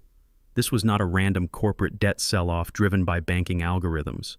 This was a targeted, meticulously engineered financial assassination. Dominic Thorn had not just humiliated him at the charity auction. Thorn had deliberately waited for the federal indictment to destroy Jordan's credit rating, watched the national bank panic over the toxic loan, and then swooped in to buy Jordan's entire mountain of debt for pennies on the dollar. Jordan was now personally, legally, and entirely owned by the man who had fiercely defended his father. He stumbled out of the bank lobby, the bustling Chicago crowd rushing past him in a blur of expensive wool coats and leather briefcases. He leaned heavily against a cold stone pillar, gasping for air as a severe panic attack seized his chest. He pulled out his phone and frantically searched the public registry for the Thorn Capital Group. He found their corporate headquarters located just 3 blocks away in an imposing black steel skyscraper that dominated the skyline. The financial trap was utterly complete. Jordan had no leverage, no hidden cash reserves, no elite defense lawyers, and no allies left in the city. If he defaulted on the debt held by Thorn Capital, their aggressive corporate litigators would file secondary civil fraud charges based on the original loan applications. This ensured that even if he somehow managed to beat the federal forgery case through a technicality, he would spend the rest of his natural life trapped in endless brutal civil litigation, having his minimum wage earnings garnished until the day he died. There was absolutely no way to outrun this. He could not leverage a new lie to investors. He could not manipulate the press with a fake public relations campaign. The brilliant visionary tech chief executive was reduced to a desperate broken debtor owing millions to a ruthless billionaire predator. He looked up at the towering black skyscraper cutting sharply through the gray Chicago clouds. He knew exactly what he had to do to survive the week. He had to walk into the belly of the beast. He had to ride the private elevator up to the top floor, get on his hands and knees in front of Dominic Thorne, and beg a complete stranger for financial mercy. He began walking slowly toward the Black Tower, entirely unaware that Dominic Thorne was merely an actor playing a designated role, and that the man waiting for him in the highest office was someone far more dangerous. While Jordan was walking toward the imposing black skyscraper of Thorn Capital, completely broken and seeking mercy, Abigail was waking up in that decaying roadside motel. She did not wait for him to return. She did not call his phone to check on his mental state or his physical safety. The moment he left the suffocating room, she packed her single canvas duffel bag and ordered another cheap rideshare. Her destination was not a financial institution, nor was it a friend's house. It was the sprawling downtown county courthouse. She had spent the entire restless night formulating a vicious survival strategy, staring at the stained ceiling of the motel. She knew Jordan was drowning in legal trouble, but her greed blinded her to the reality of his complete financial ruin. She fiercely believed he still possessed hidden offshore accounts or untouchable trusts that the federal government had not yet located. She wanted to file for divorce immediately to legally sever herself from his criminal liability while simultaneously using the family court system to extract half of whatever wealth he had managed to conceal. She hired a notoriously aggressive family law attorney who worked entirely on contingency, a shark of a man known throughout Chicago for extracting blood from stones and destroying families for a massive percentage of the settlement. By noon, her attorney had filed an emergency petition for dissolution of marriage. The legal document was a masterpiece of greedy fiction. Abigail requested sole physical and legal custody of Leo, demanding $50,000 a month in spousal support and an immediate equitable division of all marital assets. She explicitly listed the $10 million mansion, the luxury vehicles, and the startup equity as joint property, completely ignoring the reality that those assets were either seized by federal agents or legally owned by my holding company. Because Thomas Reed was actively managing the distressed debt portfolio we had just purchased from the National Bank, our firm was legally registered as Jordan's primary creditor. Therefore, Thomas received an immediate electronic notification the moment Abigail's divorce petition hit the county docket. We were sitting in his office when the alert flashed on his monitor. He printed the document, read through her absurd financial demands, and handed the heavy paper across the desk to me with a cold, hollow laugh. "She is demanding half the kingdom," Thomas noted, shaking his head at her sheer audacity. "She still does not understand that the kingdom burned to the ground 3 days ago." We did not intervene. We let the legal process run its natural, devastating course. Because of the federal criminal indictment and the immediate threat of asset dissipation, the family court judge scheduled an expedited emergency financial mediation hearing for the very next morning. The hearing took place in a sterile, fluorescent-lit conference room inside the county courthouse. I was not legally required to attend, but as the primary creditor holding the multi-million-dollar debt, Thomas Reed secured us seats at the back of the room as interested third parties. We walked in quietly and sat in the back row. Abigail sat on one side of the long wooden table, flanked by her aggressive contingency lawyer. She had managed to have her hair professionally styled and was wearing a sharp, tailored navy suit. She looked remarkably confident, projecting the aura of an abused wife stepping bravely into her hard-won independence. Jordan sat on the exact opposite side of the table. He looked like a walking corpse. He was unwashed, his eyes sunken and completely devoid of life. He did not have a high-priced divorce attorney. He was accompanied by a court-appointed public defender who was desperately flipping through a massive stack of federal financial disclosures. The mediator, a tired former judge with a stern demeanor, called the room to order. Abigail's lawyer immediately launched into a theatrical, aggressive opening statement. He painted Jordan as a financial tyrant who had hidden millions of dollars in untraceable startup equity from his loving wife. He slammed a printed spreadsheet onto the table, demanding that Jordan liquidate his remaining stock options to fund an escrow account for Abigail's immediate living expenses. He demanded the judge award Abigail the primary residence, completely unaware that the locks had already been changed by the county sheriff on my direct orders. Jordan did not argue. He did not yell or defend himself. He simply stared blankly at the wood grain of the table, entirely broken. Abigail watched his silence and smiled, misinterpreting his absolute despair as a legal surrender. She thought she had him backed into a corner. She genuinely believed she was about to walk out of that courthouse a millionaire. The mediator turned to Jordan's public defender, asking for a response to the aggressive financial demands. The young public defender sighed heavily, placing a certified federal financial affidavit directly in the center of the table. Your Honor, opposing counsel is operating under a severe delusion regarding the marital estate. The public defender stated, his voice flat and exhausted. There are no hidden assets. There is no escrow account.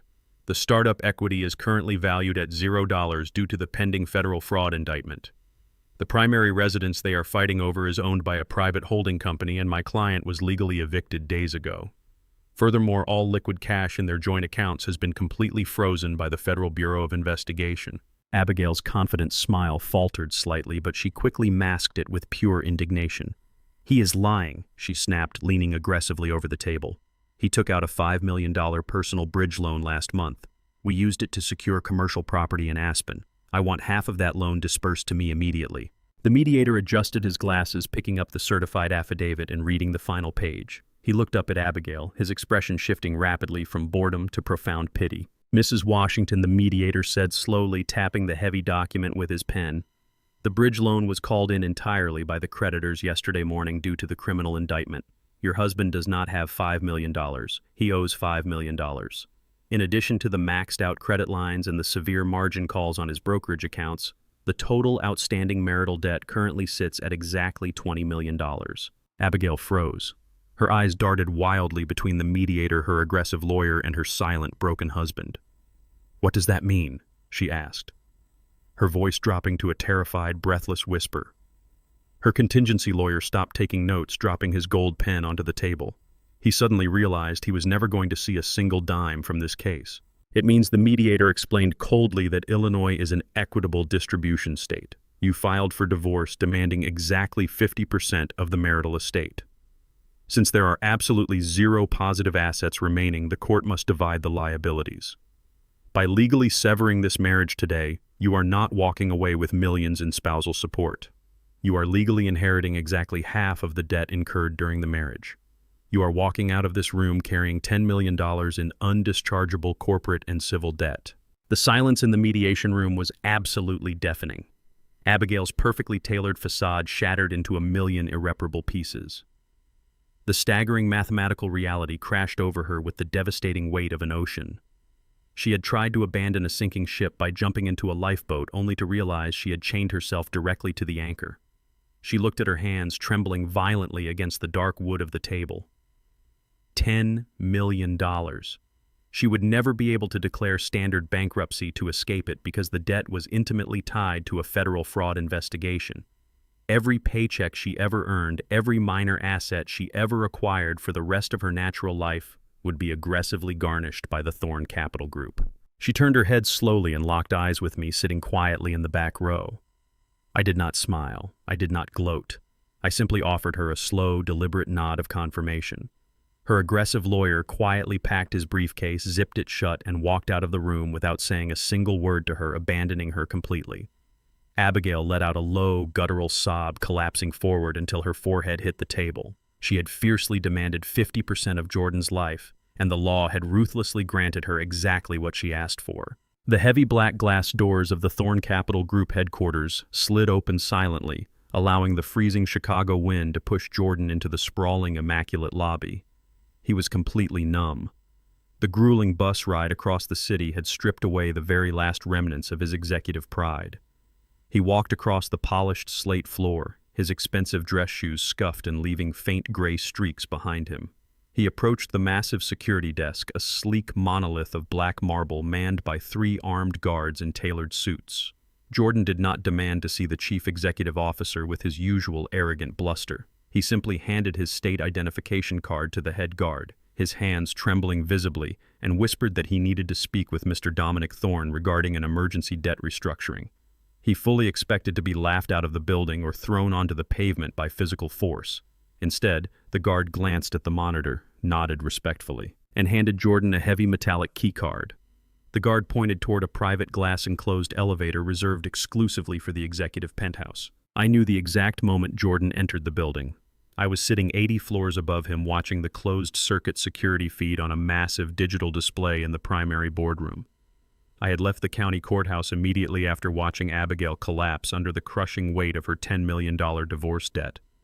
My black car had driven me directly to the skyscraper, the true nerve center of my financial operations. I wore a perfectly tailored charcoal suit, an exact replica of the suit Dominic Thorne had worn to the charity gala. I turned away from the security monitors and walked into the chairman's private office. It was a cavernous room wrapped entirely in floor-to-ceiling glass, offering a godlike, unobstructed view of the sprawling Chicago metropolis. I sat down in the massive leather chair behind the dark mahogany desk and pressed a button on the armrest, smoothly rotating the chair so I was facing the windows, my back entirely turned to the heavy oak doors. I waited in the absolute heavy silence. The elevator doors chimed softly on the 80th floor. Jordan stepped out into a reception area that radiated intimidating, quiet wealth. There was no bustling administrative staff, only a single, impeccably dressed executive assistant who did not even bother to look up from her screen. She simply pressed a silent buzzer under her desk. The heavy oak doors to the chairman's office unlocked with a deep, echoing click. Jordan pushed the doors open and stepped into the cavernous office. The thick, imported wool carpet completely silenced his footsteps. He stood near the entrance, wiping cold sweat from his forehead, gripping the edges of his ruined suit jacket. The room was dark, illuminated only by the gray ambient light of the overcast city filtering through the massive windows. He saw the high-backed leather chair turned away from him facing the skyline. He saw the silhouette of a man sitting in absolute stillness. "Mr. Thorne." Jordan began, his voice cracking violently, completely devoid of the smooth, charismatic pitch he used to charm venture capitalists. "Thank you for seeing me. I know I do not have an appointment. I know you just acquired my entire debt portfolio from the National Bank." The man in the chair did not move. He did not speak. Jordan took a tentative step forward, his desperation forcing him to continue his pathetic, rehearsed speech. "I know my financial profile looks like a toxic wasteland right now. I know I am currently facing a federal indictment regarding the Apex Global acquisition. But you are a brilliant investor, sir. You stood up at my charity gala and offered $2 million for my father. You see value where others do not.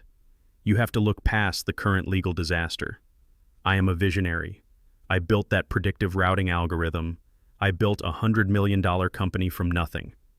If you give me a grace period, if you stop the bankruptcy proceedings, and use your legal team to help me settle this federal case, I will spend the rest of my natural life working exclusively for you. I will sign over 100% of my future equity. I will be your permanent employee.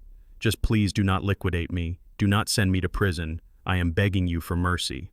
The silence that followed his desperate plea was incredibly heavy, thick with the weight of decades of unacknowledged sacrifices. I placed my hands on the polished mahogany armrests. "You did not build a $100 million company from nothing, Jordan," I said, my voice projecting clearly across the dark expanse of the office. "You built a house of cards on a foundation of stolen property, and the wind finally blew." Jordan froze completely. The blood vanished from his face, rushing away so quickly he swayed on his feet. He recognized the voice instantly, but his rational mind violently rejected the impossible reality. It could not be. It defied the laws of the universe he had constructed in his arrogant mind. I pressed my foot gently against the floor and rotated the heavy leather chair around to face him. The look on his face was something I will remember for the rest of my life. It was the absolute catastrophic failure of his entire psychological framework. He stared at me sitting behind the chairman's desk in the 80-story skyscraper surrounded by unimaginable wealth and absolute corporate power. His mouth hung open, his eyes wide and unblinking, his chest heaving irregularly as he struggled to pull oxygen into his lungs. "Dad," he whispered, the words slipping from his lips like a dying breath. "What are you doing here? Where is Dominic Thorne?" "Dominic Thorne is a highly compensated proxy," I replied smoothly, leaning back in the chair. "He is an exceptionally talented financial actor. I hired him 10 years ago to serve as the public face of the Thorne Capital Group because I preferred to operate in the shadows. I prefer quiet observation to public adulation. It is a lesson you profoundly failed to learn." Jordan took a staggering step backward, hitting the heavy oak doors behind him. You own the holding company. You bought my debt." "I bought the debt, I bought the mansion, and I funded every single round of venture capital your startup ever received through anonymous shell corporations," I confirmed, letting the absolute truth crush him. "I let you play the role of the self-made genius. I let you stand on the stages and accept the awards. I wanted you to succeed, Jordan. But you became a monster. You began to view my quiet support as pathetic weakness. You viewed my humble lifestyle as a source of deep social embarrassment. You tried to sell me for $2 for a cheap laugh in front of the very people whose money I actually control." But the patent Jordan choked out tears of genuine agonizing terror spilling down his cheeks. "The federal indictment. The FBI. You sent them. I simply stopped protecting you from the consequences of your own criminal actions," I said coldly. "You forged my signature to steal my intellectual property. You committed federal wire fraud. I am not the villain of your story, Jordan. I am simply the mirror reflecting your profound ugliness." Jordan collapsed. His knees buckled entirely and he dropped onto the thick wool carpet. He crawled forward on his hands and knees, dragging his ruined suit across the floor until he reached the edge of my mahogany desk. He looked up at me, his face a distorted mask of absolute despair.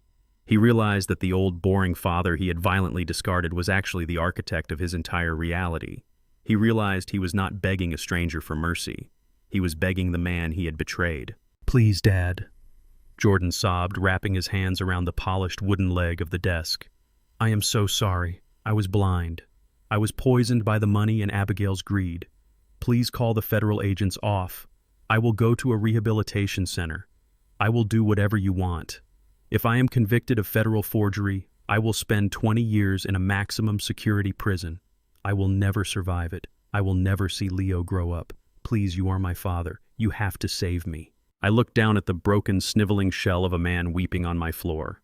I felt absolutely no pity.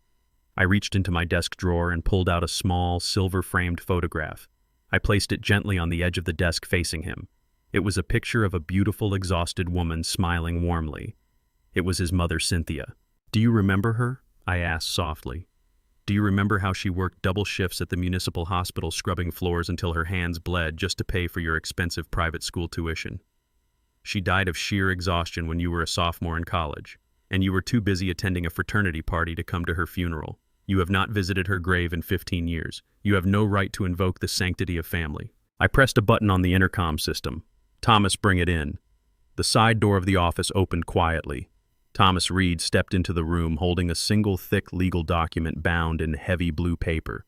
He walked to the desk, ignoring Jordan completely, and placed the document squarely in front of me alongside a solid gold pen. "You correctly stated that you are facing 20 years in federal prison," I said, picking up the pen and holding it between my fingers. "The Federal Bureau of Investigation possesses the forged patent and the encrypted audio of Abigail attempting to hide evidence. However, they do not possess the final critical piece of metadata connecting the forgery directly to your personal computer's IP address. I hold that data on an encrypted offline server." Jordan stared at the gold pen, his eyes frantic. "What do you want? I will give you anything." I placed the pen on top of the blue document and pushed it to the edge of the desk, right in front of his face. "You are going to sign this document," I commanded, my voice turning into a heavy, unbreakable iron. "It is an irrevocable, permanent surrender of your parental rights. You are granting me absolute sole physical and legal custody of your son Leo. You will waive all rights to visitation. You will never approach him, contact him, or attempt to communicate with him for the rest of his natural life. You will disappear entirely." Jordan recoiled as if the document was physically burning on the desk. "You cannot do that. He is my son. You cannot take my son away from me." I leaned forward, locking my eyes with his terrified stare. "You just watched your wife happily accept $10 million of your debt because she was too blinded by greed to read a financial disclosure. She is currently packing her bags to flee the state, knowing the feds are watching her every move. You have absolutely no money, no home, and a massive federal trial pending. You are an unfit criminal parent. I am the only safety net that child has left, and I refuse to let him be raised by two sociopathic narcissists. I tapped the thick paper with my finger. If you sign this document right now, I will instruct Thomas to formally retract the intellectual property complaint. We will legally classify the patent transfer as a complex civil licensing error rather than a criminal forgery. Without my active cooperation as the primary victim, the federal prosecutors will lose their star witness and their definitive evidence. They will drop the criminal indictment to avoid a lengthy, unwinnable trial. You will walk out of this building a free man, albeit completely broke and heavily in debt. I pulled my smartphone from my pocket and placed it next to the document. The screen was displaying a drafted email addressed directly to the lead federal prosecutor containing the final encrypted metadata attachment. If you do not sign it, I continued softly, I press send. The federal agents will walk through those doors in 5 minutes. You will spend the next 20 years in a concrete box. Jordan stared at the document, the gold pen, and the glowing screen of the smartphone. His breathing was rapid, shallow, and panicked. He looked at the framed picture of his mother, then up at my completely unyielding face. He desperately wanted to find a third option, a clever loophole to escape the trap. But there was no loophole. He was trapped between absolute destruction and total surrender. He had to choose between his freedom and his child. He slowly reached up with a trembling hand and picked up the gold pen. He hesitated for 3 agonizing seconds, a single tear dropping onto the heavy blue paper. But his inherently selfish, cowardly nature finally overrode his fragile paternal instinct. He could not face the reality of a prison cell. He pressed the gold nib to the paper and frantically scrawled his signature across the bottom line, completely severing his legal and emotional ties to his own blood. He dropped the pen and slumped back onto the floor, pulling his knees into his chest, weeping uncontrollably into his dirty hands. Thomas Reed smoothly stepped forward, pulling the signed document away and sliding it into a secure leather folder. He nodded at me, a silent confirmation that the legal trap was sealed perfectly. I picked up my smartphone and deleted the drafted email. I looked down at the broken man crying on the floor of my office. "Get up!" I ordered, my voice devoid of any warmth or anger. Jordan slowly dragged himself to his feet, swaying weakly. He looked at me, his eyes begging for a shred of paternal comfort, a final word of forgiveness now that the transaction was complete.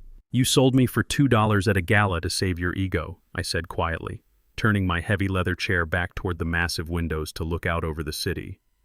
"And you just sold your own son to save your own skin. You are exactly the man I knew you were. You are no longer my son. Get out of my building and never return."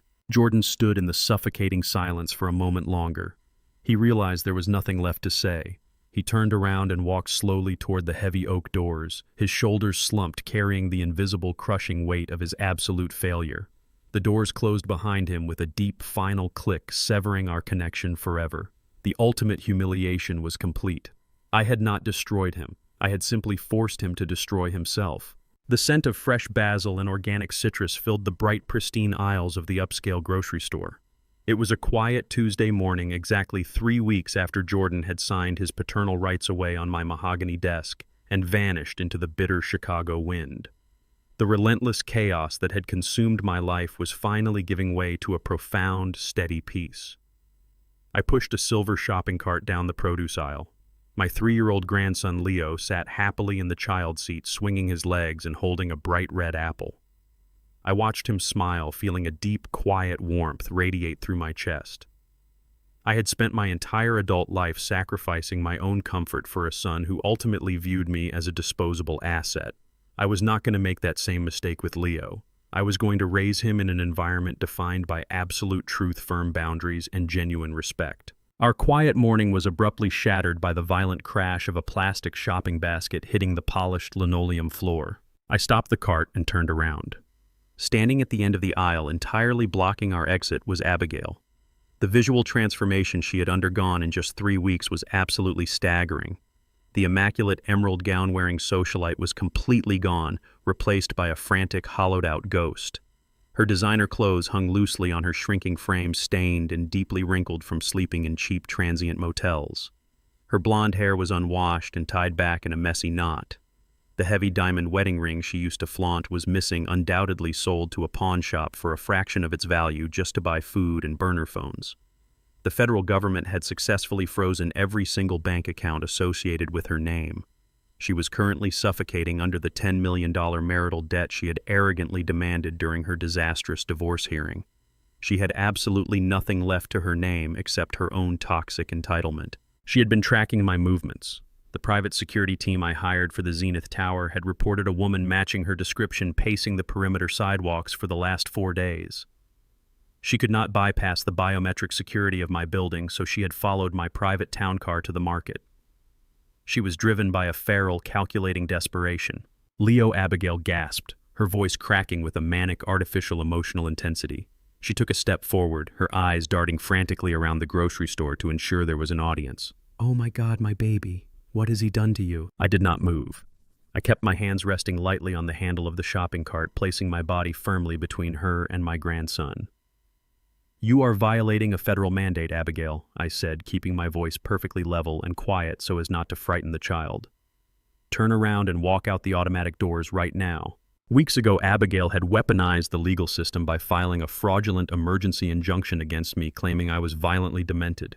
She had used Leo as a human shield to extort a forgery retraction. Thomas Reed had systematically dismantled that pathetic lie during the final custody hearings, when Jordan formally surrendered his parental rights to avoid federal prison. Thomas presented the family court judge with the leaked audio of Abigail attempting to sell criminal evidence for an offshore payout. The judge was completely appalled. Recognizing her as a severe flight risk and an actively investigated felon, the court permanently stripped her of all custodial rights. Furthermore, the judge issued a strict, non-negotiable protective order. Abigail was legally forbidden from coming within 500 feet of me or my grandson. She ignored my warning completely. She wanted a public spectacle. She wanted to leverage the presence of wealthy shoppers to force my hand, relying on the exact same manipulative tactics that had ruined her life in the first place. "Help me!" Abigail suddenly screamed at the top of her lungs, her shrill voice echoing violently through the high ceilings of the grocery store. "Somebody please help me. This man kidnapped my son. He stole my baby." Shoppers froze in their tracks. Mothers pulled their children close, and men in business suits stopped inspecting the artisan cheeses. A crowd began to form rapidly at the edges of the produce aisle. Abigail dropped to her knees, weeping hysterically, throwing her hands up toward the ceiling in a perfectly rehearsed display of maternal agony. "He is a monster," she wailed, pointing a trembling accusatory finger directly at my face. "He took all my money and locked me out of my own house. He bribed the judges. Please do not let him take my baby away. Call the police. Arrest him." For a brief, terrifying moment, the crowd looked at me with deep suspicion. But Abigail severely overestimated the public's amnesia. This was an affluent downtown market catering to the exact same demographic that had watched her spectacular primetime downfall on the evening news. They were the people who had listened to the leaked audio recordings of her coldly demanding $5 million in untraceable funds to sell out her own husband. A woman standing near the organic tomatoes pulled out her smartphone, but she did not dial emergency services. She opened her camera application and pointed the lens directly at Abigail. "That is the tech executive's wife," the woman said loudly, her voice cutting cleanly through Abigail's theatrical sobbing. "The one who tried to extort her father-in-law on national television." The atmosphere in the grocery store shifted instantly. The initial wave of public sympathy evaporated, replaced by a cold, collective disgust.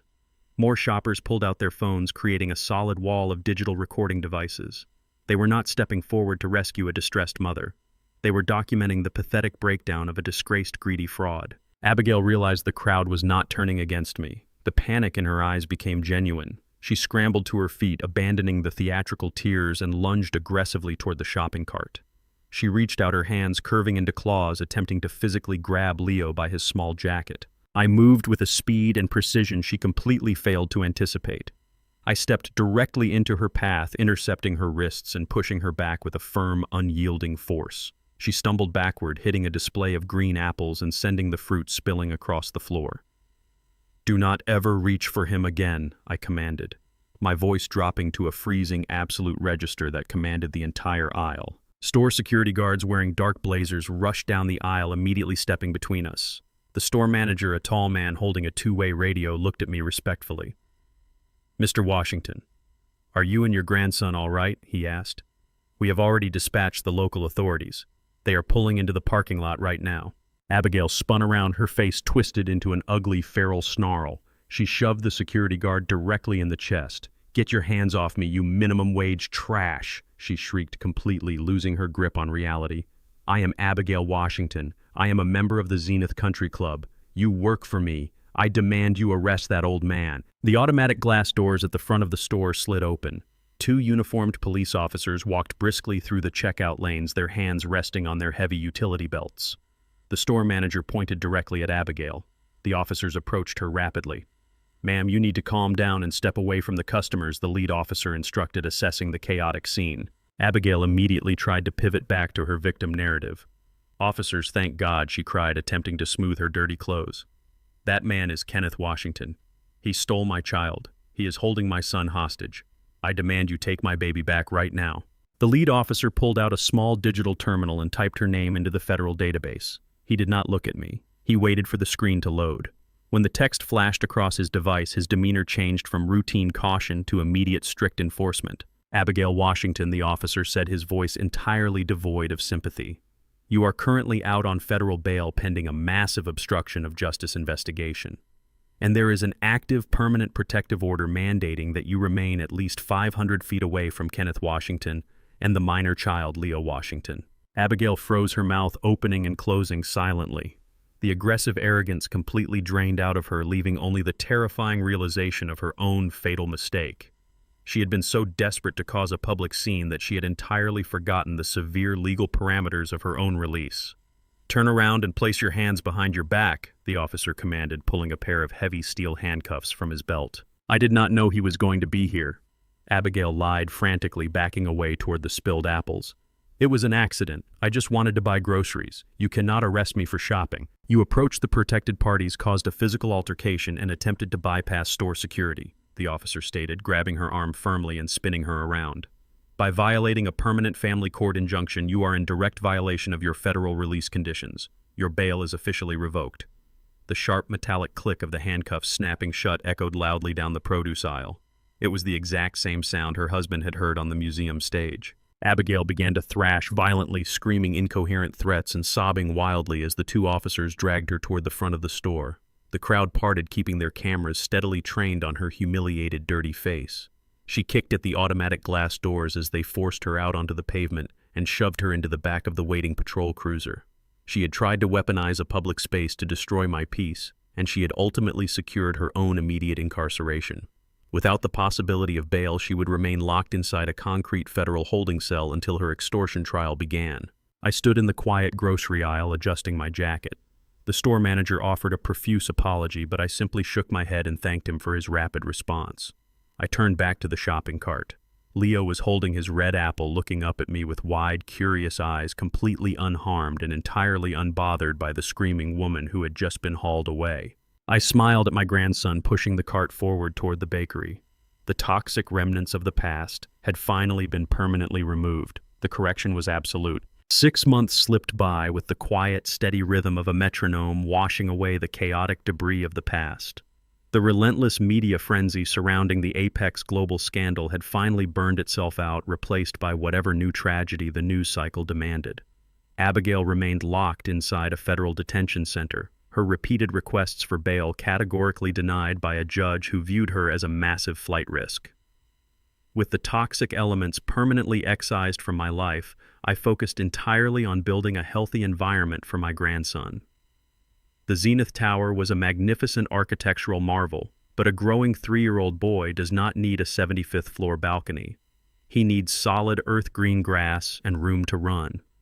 I purchased a sprawling, heavily wooded estate in the northern suburbs of Chicago. The property was completely surrounded by a 10-foot wrought iron perimeter fence and secured by a state-of-the-art biometric surveillance system. It was a fortress of peace entirely isolated from the ruthless ambition of the city. It was late November when the past finally crawled its way to my front door. A massive autumn storm had rolled off Lake Michigan, plunging the entire region into a freezing torrential downpour. The wind howled through the ancient oak trees lining my driveway, violently shaking the heavy branches. Inside the main house, the atmosphere was entirely different. A warm fire crackled in the stone hearth of the living room. Leo was fast asleep upstairs in his custom-built bedroom, safely tucked beneath a heavy quilt, completely unaware of the raging storm outside. I was sitting in my leather armchair reading a book on early childhood psychology, enjoying the profound silence of the evening. At exactly 11 o'clock, the silent security tablet resting on my side table illuminated the dark room. The perimeter breach alarm flashed a solid warning yellow. Someone had triggered the motion sensors at the primary front gate. I set my book down and picked up the tablet. I tapped the screen, bringing up the high-definition night vision feed from the camera mounted above the heavy iron gates. The freezing rain was coming down in thick gray sheets, distorting the lens slightly. Standing directly in front of the gate, gripping the thick iron bars with both hands, was a man. He was swaying heavily on his feet, his head bowed against the punishing wind. He was wearing a thin, filthy canvas jacket that was completely soaked through. His pants were torn at the knees, and his shoes appeared to be held together by thick layers of gray duct tape. He looked like a fragile, broken ghost attempting to haunt a world he no longer belonged to. I zoomed the camera in on his face. The sharp, arrogant jawline was buried under months of unkempt, matted beard. His cheeks were violently hollowed out, his skin carrying the sickly pale pallor of severe malnutrition and chronic exposure to the elements. It took me several seconds to fully recognize the man staring blankly into the camera lens. It was Jordan, the golden boy of the tech industry. The self-proclaimed visionary who had once commanded a $100 million boardroom was now a destitute beggar standing in the freezing mud. The sheer magnitude of his physical deterioration was staggering. The merciless reality of his $20 million debt had hunted him to the absolute edges of society. I did not feel a sudden surge of paternal panic. I did not rush to the electronic control panel to throw the gates open. I simply stood up, walked to the front foyer, and put on a heavy waterproof winter coat. I grabbed a large black umbrella from the brass stand and stepped out the front door. The freezing rain immediately battered the top of the umbrella, the sound incredibly loud in the dark night. I walked slowly down the long, winding cobblestone driveway. The walk took me 3 full minutes.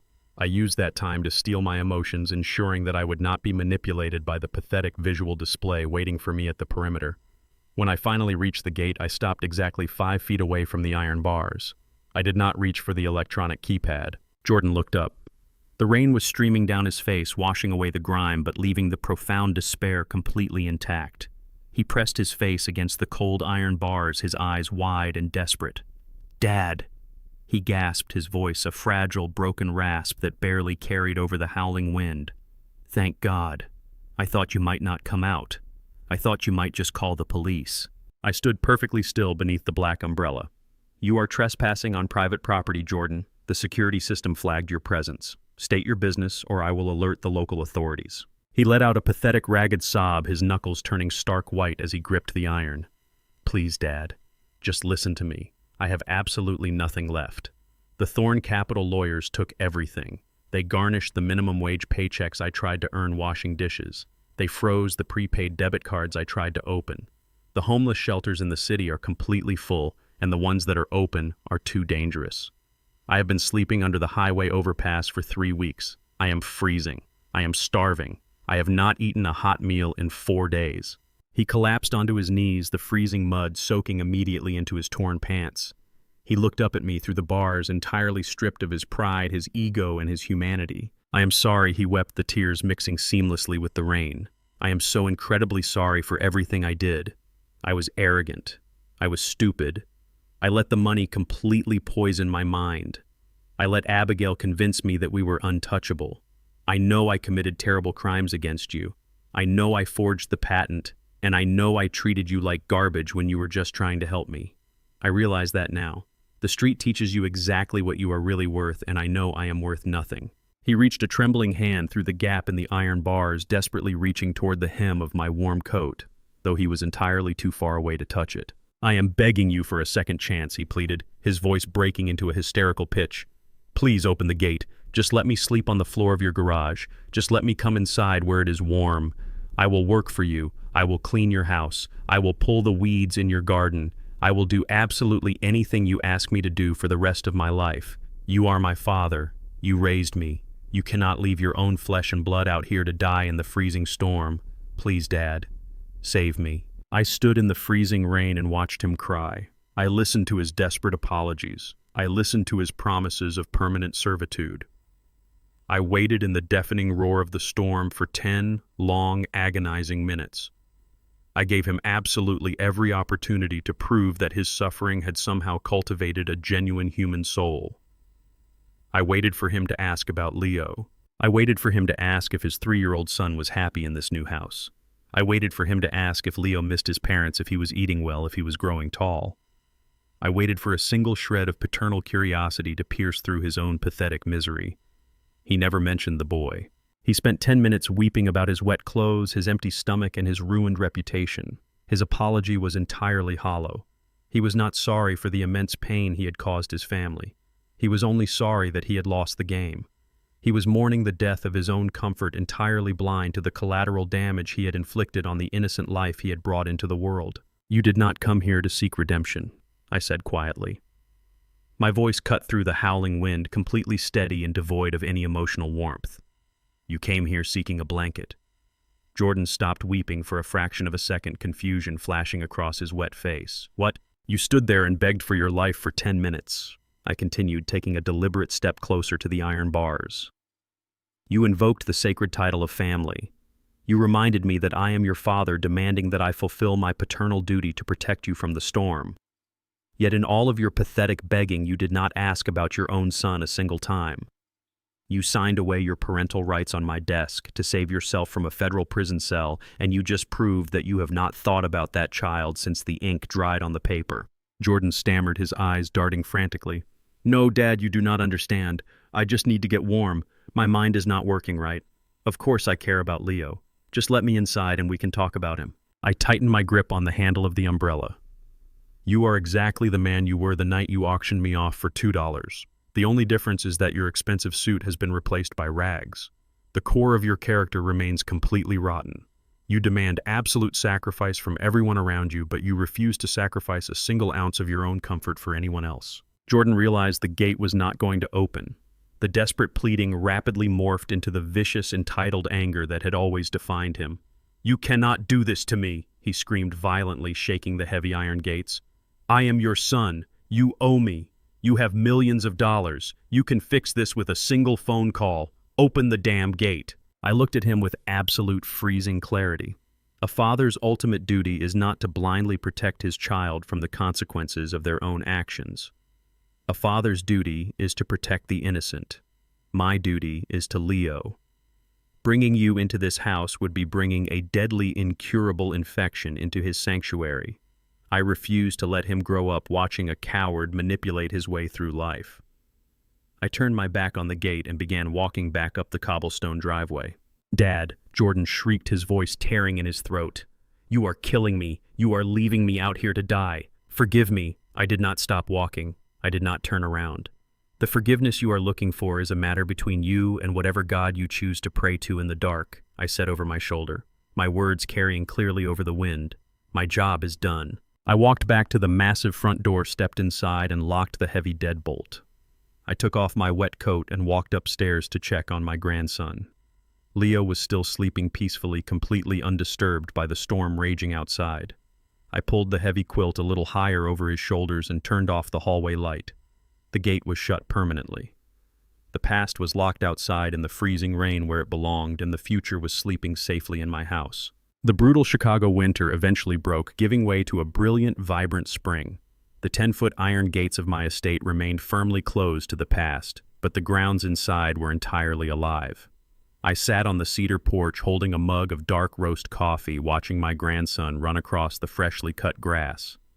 Leo was 4 years old now. The heavy shadows of his parents' greed had completely faded from his memory, replaced by the simple, profound joy of a childhood rooted in absolute security and unconditional respect. With my legal battles definitively won and my wealth fully secured, I turned my attention to the legacy of the woman who had sacrificed everything for our family. I worked closely with Thomas Reed to establish the Cynthia Washington Memorial Foundation. We funded a permanent multi-million-dollar endowment designed exclusively to provide full-ride university scholarships for underprivileged African-American students entering the fields of software engineering and medicine. I wanted to reward the young men and women who possessed the brilliance Jordan took for granted, the students who understood the grueling weight of their parents' sacrifices. When I shook the hands of our first scholarship recipients, I finally felt the deep, lingering grief of my wife's passing begin to heal. Her name was no longer attached to our son's spectacular failure. It was attached to genuine earned success. The outside world moved on, dealing its own harsh justice. Abigail was convicted of federal obstruction of justice and attempted extortion. She was sentenced to 8 years in a federal correctional facility. The wealthy socialites she once desperately courted did not attend her sentencing, completely erasing her from their circles. Jordan simply vanished. After the night of the terrible storm, he never approached my gates again. The Thorn Capital litigators systematically stripped away the final remnants of his corporate identity to satisfy his civil debts, leaving him as nothing more than a ghost wandering the concrete labyrinth of the city. I did not hire investigators to search for him. A man who absolutely refuses to learn from the fire belongs in the ashes. I put my coffee mug down and walked down the porch steps to join my grandson. Leo was sitting in the grass, struggling slightly to assemble a small wooden model airplane. I did not take the pieces from him to build it myself. I sat beside him patiently, guiding his small hands, teaching him how to align the wooden pegs and secure the wings. I was teaching him the value of patience, the quiet dignity of building something from scratch with your own hands. People often believe that family is an unbreakable contract, a biological obligation to endure endless toxicity and disrespect. I spent the majority of my life believing that dangerous lie. But the truth is much simpler. Family is a privilege and respect is the daily rent you pay to keep it. When the rent is no longer paid, you must change the locks. I am Kenneth Washington. I survived the auction block of my own son's ego, and in the end I executed a silent correction that bought back the only thing that truly mattered: my peace. I also learned that the loudest people in the room are often the most fragile. Jordan and Abigail spent their lives building a fortress of noise, using their performative status and borrowed wealth as a weapon to belittle anyone they deemed inferior. They fundamentally confused arrogance with strength. But true power does not need an audience, and genuine wealth does not require a stage. I learned that silence is never a symptom of weakness. When paired with absolute patience, silence becomes the most devastating response to cruelty, allowing the toxic echoes of their own actions to entirely destroy them. If this story resonated with you, please hit the like button, subscribe to the channel, and share in the comments how you finally found the courage to set boundaries with toxic family members.